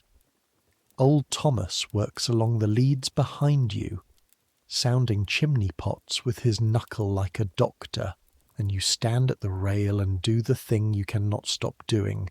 You count 11 servants on the bucket chain, 41 steps, 6 floors below, you a woman worth more than a county, 400 at her ball, 500,000 in the wards downtown, and one of everything that you are. One girl on one roof, at the exact hinge of it all, seeing the whole machine at once, white and stopped and beautiful, and for a minute you're not air. You are the only pair of eyes this high on the block. The city belongs to whoever is awake to it. Ellen taught you that about houses. The roof teaches it to you about the world. Don't fall in love with it, old Thomas says behind you, not unkindly, reading you like a lampwick. It'll thaw. And it does, of course. By Saturday, the avenue is brown slush and thunderous with wagons making up lost time, and the great leveller runs down the gutters into the harbour, and the differences are all restored. But they never fully restore in you. You have seen the machine stopped. Whoever has once seen it stopped knows forever that it can stop, and that is a dangerous, warming thing for a servant to know, and you keep it with the bead and the half-eagle in the stocking of things that are yours. The storm's true bill comes in afterward, and it is heavy, and it reaches you even behind the great house's walls. Hundreds dead in the city and along the coast, some of them men whose names you knew from the tradesmen's doors. A senator among them too, felled by it, people said, in the drifts on Union Square, and dozens never found until the thaw. Wish the telegraph boy keeps his toes, all 10, and comes back 3 weeks later on his rounds, cocky as a sparrow, with a bunch of violets for the kitchen bought with his own pennies, and Monsieur pretends not to be moved and gives him soup, and forever after there is one telegraph boy in New York who takes his deliveries to great houses down the areaway steps like family. And the wires that failed the city that week come down for good. Within years the poles along the avenues are felled and the lines buried underground, so that even the sky of New York is different because of that Monday, and you can tell your grandchildren, and you will, that you remember when the city's sky was a cage of wires and you watched the men take the cage down. Spring comes late and hard and green. The scald on your forearm heals to a pale glaze you'll carry for life, a mark like a spill of candle wax, and you find you're not sorry to have it. The wall in the linen room is replastered and papered, and by June no eye could find the seam, and that too teaches you something about great houses. They close over their wounds like the sea. Only the people remember, and the people one by one leave. And there were the summers, which I have not told you, and should, because the summers were the house's secret other life. Every June the whole gleaming machine shut down like a theatre. Mrs. Astor removed to Beechwood, her villa at Newport, taking Celeste and the chef and a picked crew, and the Fifth Avenue house was put to sleep. And putting a mansion to sleep is a rite as long as a ball. The chandeliers are bagged in muslin like great hanging cheeses. The pictures are shrouded. The furniture goes under Holland covers until every room is a landscape of pale ghosts, and the carpets come up beaten in the yard in a fog of dust that grits your teeth for days, and are rolled with pepper and cedar against the moth, and the silver goes down into the steel room double counted, and the shutters close one by one until the great rooms stand in a brown twilight at noon, and the last smell of the season is camphor. Camphor everywhere, the smell of wealth hibernating. A skeleton staff keeps the sleeping house, and twice you were of it. And those were the strangest, sweetest weeks of your service. 4 servants in 30 empty rooms, the bells almost never ringing, half days that stretched, evenings when old Thomas would let you sit in the areaway doorway in the warm dusk shelling peas and watching the avenue stroll by, and once, gloriously, an afternoon when Mrs. Farren herself, left in charge and made human by July, took you and the Donegal girl on the elevated railway to the beach at Coney Island. 3 women in service blinking in the sun with their boots in their hands and the Atlantic running up cold over their white feet. And Mrs. Farren looked out at the water a long time and said, "To it rather than to you. I came over that in '59, and that was all. And you loved her from then on without ever once being able to show it in any currency but well-done flaws. Nora leaves that autumn to marry a Tipperary man who has a milk route in Brooklyn, and cries into her trunk while you sit on it to shut it, both of you laughing and crying at once, and her bed by the window is filled within the week by a new girl, 15, off the boat 5 months from Donegal, with the sea fright still in her eyes and her hands not yet ruined, and the first night she cannot sleep for the house talking, the knocks and the cracks and the single footsteps of the settling floors, and you hear yourself telling her, across the dark, in a voice you recognise with a shock as Ellen's, "It's only the house cooling, a store. Count the sounds if you can't sleep. I'll tell you what each one is."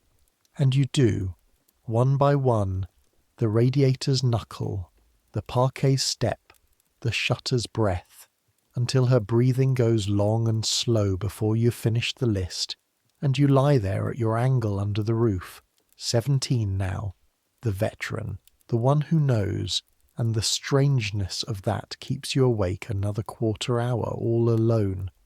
I should tell you, too, what your body was by that third winter, because history for sleep is mostly told about kings' bodies, and I would rather tell you about her parlour maids. At 18, you had the hands of a woman of 40, the yellowed knuckles from the boarding-house grease, the glassy, printless thumb from 3 winters of rouge and whiting, the wax-glazed scar, a seamstress's callus on the left forefinger from the eternal mending, and a grip from trays and buckets and coal scuttles that could crack a walnut without the crackers, a party trick your brother Michael made you do for his friends until you refused. Your right shoulder rode a half-inch lower than your left and always would, the tray shoulder. Your knees had learned to kneel on marble the way other knees learned to ride a bicycle, a skill in the joint itself, and could tell you the weather coming, damp 2 days out, better than the papers. You went upstairs like water going downhill without thought or waste, and you could not walk slowly across a room any more even at Mass, and you slept, from the moment your head touched like something lowered on a rope. It was not a body ruined, understand me. It was a body made entirely by and for a particular house, the way a boatman's body is made by a particular river, and half a century later, an old woman in Brooklyn drying a cup, you would catch your own hands doing some small, precise, economical thing, and feel the whole house travel up your arms, 41 steps of it, and stand a moment in your kitchen with your eyes stinging, grateful and robbed at once, which is the servant's whole inheritance in 2 words. Years pass over the house the way they pass over houses, which is to say invisibly, and then all at once. You rise. 3rd parlour maid to 2nd when Nora goes, 2nd to 1st when Ellen, after 14 years, leaves at last to keep house for a widowed doctor in Gramercy Park who treats her, she reports on her Thursdays, nearly as an equal, which Ellen pronounces with irony and accepts, you notice, entirely. Your wages rise to $22, then 26. The letters to Bellina carry $5 now, and one Christmas they carry passage money for your brother Michael. And the day you stand at Castle Garden's successor and watch him come down the gangway, grown, gawky, wearing your father's rebuilt coat, is the day America finally clicks shut behind you like a door. You are not out here alone anymore, holding the family's rope across an ocean. There are 2 of you to hold it. And the house, the great house, begins, so slowly that only servants and stonemasons would notice, to lose. It loses its neighbourhood first. 5th Avenue in the 30s, the sacred residential mile, starts to turn to trade in front of everyone's eyes, shops pushing north, hotels rising, the traffic thickening year on year until the Monday parade of carriages must fight drays for the crossings. Then it loses its peace in one great insult that all New York watches with its mouth open. The mistress's own nephew, William Waldorf Astor, who lives in the house directly next door and believes his wife should rightfully be the Mrs. Astor, quits America in a rage of thwarted precedents, and pulls his mansion down and raises against your very wall, on purpose, out of spite dressed as commerce, a hotel. 13 stories of hotel called the Waldorf, shadowing the garden, its kitchens venting where the ballroom windows are. 1,000 strangers to be lodged and fed against the sleeping wall of the woman who would not bow to his wife. You spend the years of its building living inside a drum, the pile drivers all day through the floors, grit sifting onto the polished gallery no matter what you do, and Mrs. Astor's verdict on it, delivered once at dinner in the hearing of a footman and thus of the entire basement within the hour, becomes the whole household's shield and banner. There is a glorified tavern next door. But a wall shared with a glorified tavern cannot be lived behind, and everyone knows how this ends. In 1896, the mistress removes at last magnificently 2 miles up the avenue to a white French chateau at 65th Street, built double for herself and her son, with a ballroom, the papers say, that will hold not 4 but 800 more. And the old house at 34th Street, your house, the 41 steps, the linen room with the seam no eye can find, the gallery floor that a queen once said was well done, is emptied and pulled down, and where it stood they raised the Astoria half of what the world will call the Waldorf Astoria.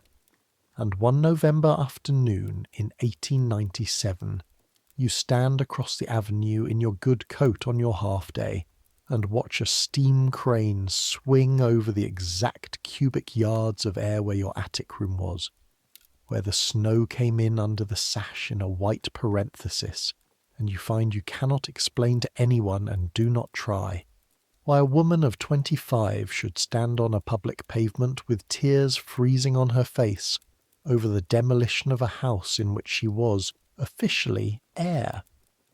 You go up to the new house, one of the few taken along, senior now, trusted, and the new palace is warmer, brighter, plumbed and wired like the coming century, and it never once, in all your years in it, talks to you at night the way the old one did. Perhaps new houses have nothing yet to say.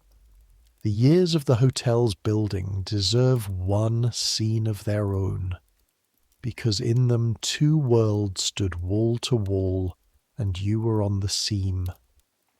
The Waldorf opens in the spring of 1893, 13 stories of it against your garden, and within a season the thing everyone below stairs predicted comes true, and the thing nobody predicted comes with it. The predicted thing, noise forever, kitchens and carriages and 1,000 windows lit at hours no private house is lit. The unpredicted thing, the hotel's maids. You meet them over the wall, so to speak, at the chemist's, at Mass, at the bakery on 6th Avenue, girls in different uniforms doing your work for a company instead of a family, and the comparing begins at once. Wages and hours and Sundays laid side by side across shop counters like goods, and it unsettles the whole street of houses more than any strike could. The hotel girls make a little more. They are ruled by a housekeeper and a time clock instead of a family's whims, which they call freedom, and they can quit on a week's notice into another hotel across town, which they call the future. But they sleep in dormitories, and no one holds their wages safe, and no one will nurse them through the grip out of anything but arithmetic. And when a lady in a hotel corridor treats them like furniture, it is a stranger doing it, every time, a new stranger every night, which is somehow both better and worse than the same one for 20 years. You stand in the bakery listening to a Kerry girl from the 9th floor of the glorified tavern tell it all, and you understand that you are looking at the trade coming for your trade, the way the shops came up the avenue for the mansions. Service is going to become employment. It will gain rights and lose the linen room's cedar smell, gain wages and lose Mrs. Farron saying your mother raised you right, and no honest woman can fully bless or fully mourn the exchange, and you never manage to. Not in 50 years of being asked by your children's generation whether the old way was terrible. It was, you tell them. And also, there were 23 of us, and I knew every soul. And when I burned my arm, the cook dressed it himself, and the Empress of New York asked my name. Make of it what you can. I never finished making of it what I could. And in the new house you watch the long ending, because service means you are there for endings. That is half of what the wages buy. The balls go on for a while, grander than ever in the vaster rooms, and then thinner. The century turns. The old names on the Monday cards begin to be crossed through in the book, one by one, in Mrs. Farron's successor's hand. The world that the ball was a census of stop sitting still to be counted. The motor cars come, and the income tax is coming, and the daughters of the 400 dance in hotels now, in public, for anyone with the price of a ticket to see and think nothing of it. And the great engine of cards and calls and corners turned down runs slower and slower, like a clock the man has stopped coming to wind. And because you kept the seeing, keep this piece of it too, the piece about the lists. In the winter of 1892, Ward McAllister, the mistress's chamberlain, the man who coined the 400, finally prints the actual list in the newspaper, the names themselves, and it turns out to hold barely 300, and all New York laughs at it for a week, and below stairs you laugh hardest of all, because you keep lists too, real ones, in Mrs. Farron's fine hand. 411 pairs of sheets, 28 pairs of white gloves, 12 oyster forks present and correct. And your lists, unlike his, are true and checked twice, and nothing on them was ever admitted or dropped for spite. Within a few years, poor McAllister publishes his chattering book, and is quietly ruined by his own tongue, dropped from the very tables he invented, and dies, and the 400 he counted go on a while without their counter, and the mistress sends flowers. You think of him whenever you balance the linen book. Lists are power, ye seek, but only the honest ones hold. Mrs. Astor gives her last ball in the January of 1905, and you are in the house for it, supervising the cloakroom where a Donegal girl and a Galway girl take the furs, lighter furs now, and fewer.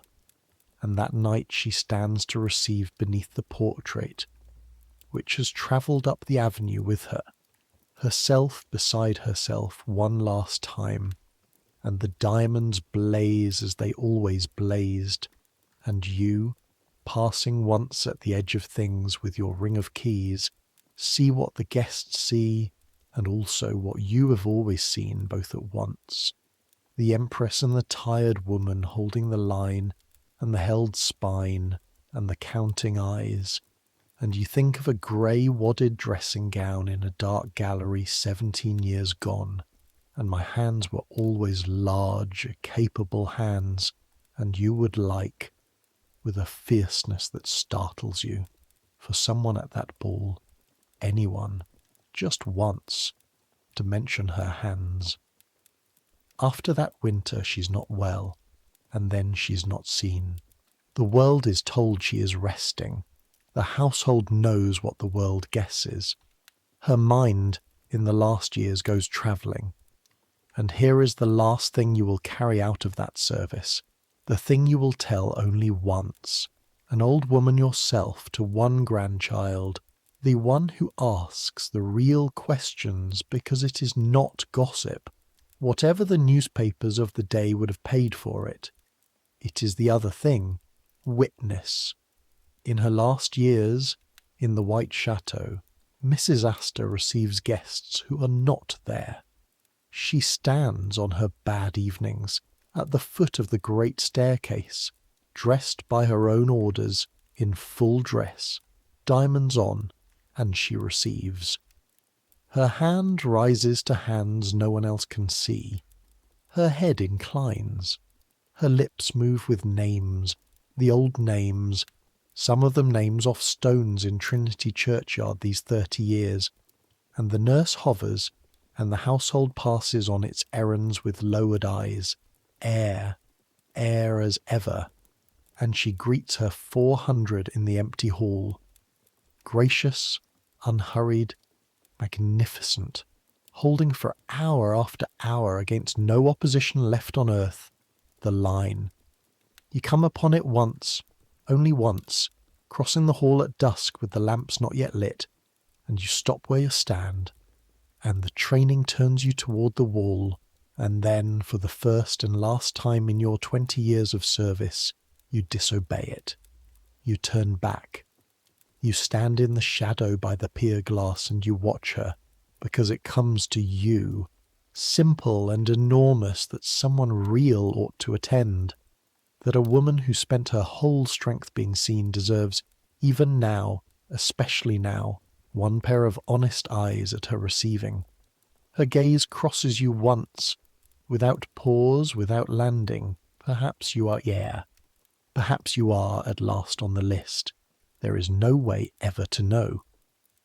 She dies on the 30th of October, 1908, in her own bed, in her own house, age 78, with the leaves coming down over the avenue, and the flags at the clubs are lowered, and the newspapers that mocked her living print black-bordered columns to mourn her dead, and the era is declared over so promptly and so unanimously by so many people that you understand it must have been over for years, and everyone was waiting for her to stop holding it up so they could say so.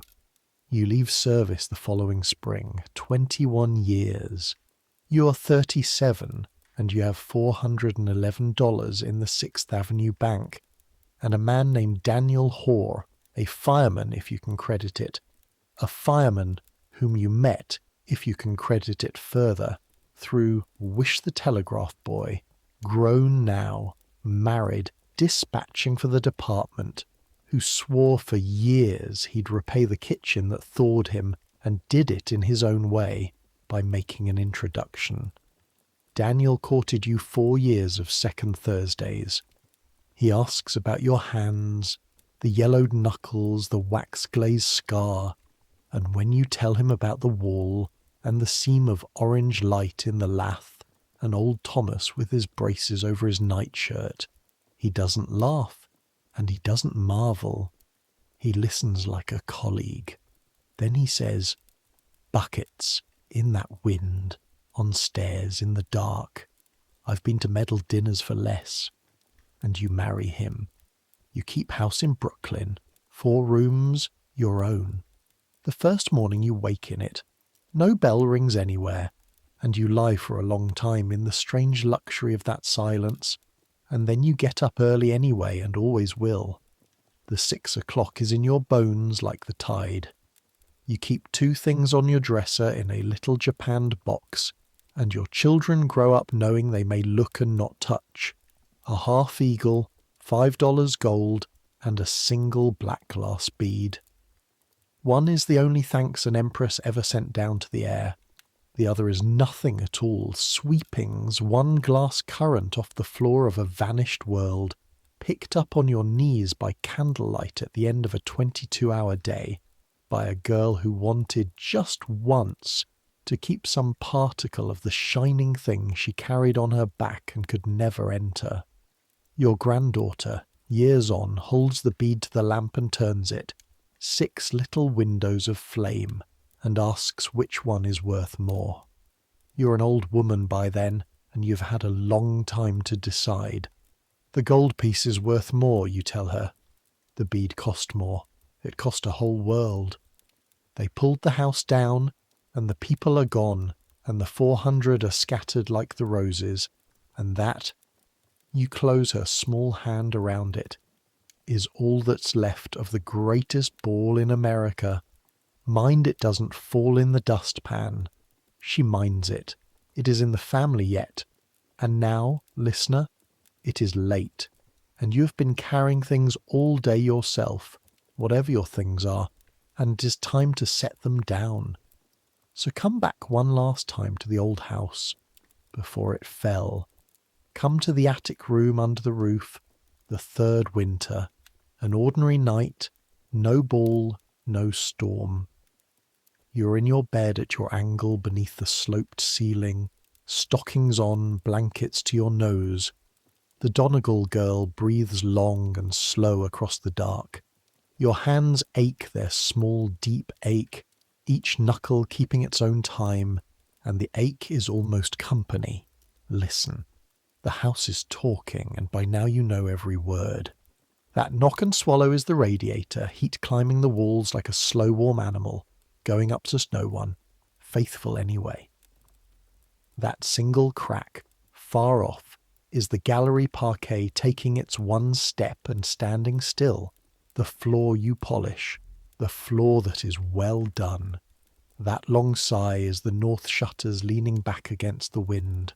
That small bright chime, travelling away room by room until it dies among the mirrors, is the drawing-room clock, wound by a man who comes on Tuesdays, keeping perfect time in the empty dark for no reason on earth, except that some things are kept because they are kept. Below you, 30 rooms are sleeping. The silver sleeps behind its steel door, counted. The orchids sleep in the conservatory, worth more than your month dreaming whatever orchids dream. The portrait hangs awake in the gallery the way paintings are always awake, holding its line in the dark.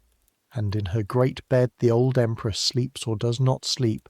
One more woman under this roof doing her sums against the ceiling, and between you and her lie 6 floors and 41 steps, and an ocean of everything and nothing at all. You are warm enough, you are fed enough, you are needed enough, and you know exactly by whom, and that is more than the 400 can say, most of them, poor souls. Tomorrow the bell will ring at 6. Tomorrow there will be grates to blacken, and the gallery to do, and the ice to crack on the jug with 2 fingers. Tomorrow the count starts over, steps and spoons and wages and hours, all the arithmetic of staying alive and staying employed in the shining stone box. But that is tomorrow. It cannot ring a single bell tonight. So let it all go quiet now, the way the house goes quiet. Let the radiators knock themselves out to a warm hiss. Let the floors finish their footsteps. Let the clocks chime themselves small and far away, room by room, until the last of it dies among the mirrors, where 100 tired girls put down 100 little flames. Let your hands uncurl. They have carried enough. Let your breathing go long and slow, like the girl across the dark. Centuries turn over houses the way the sea turns over stones. The mansion fell, and the hotel that replaced it fell in its turn, and on that corner of the avenue they raised a tower so tall that the ballroom of the 400 would rattle around in its lobby, and the people going by beneath it this very night, half a world and more than 100 winters from Katie's candle, are carrying the same things she carried, their wages and their worries, their $4 home, their 1 glass bead of something shining, kept against all sense in the toe of a stocking, because a life needs proof it was lived among wonders. Some things don't change. The tired body doesn't change. The need, at the end of the long day, to lie down at last in the dark and let the house talk you under, that doesn't change either. So let it take you now, the way sleep took a girl from Ballina under the roof of the greatest house in America, with the wind going over the slates and the whole gleaming world below her, counted, locked, and still. You've earned this rest. You have. Take it. and dream of whatever dreams may come. Good night,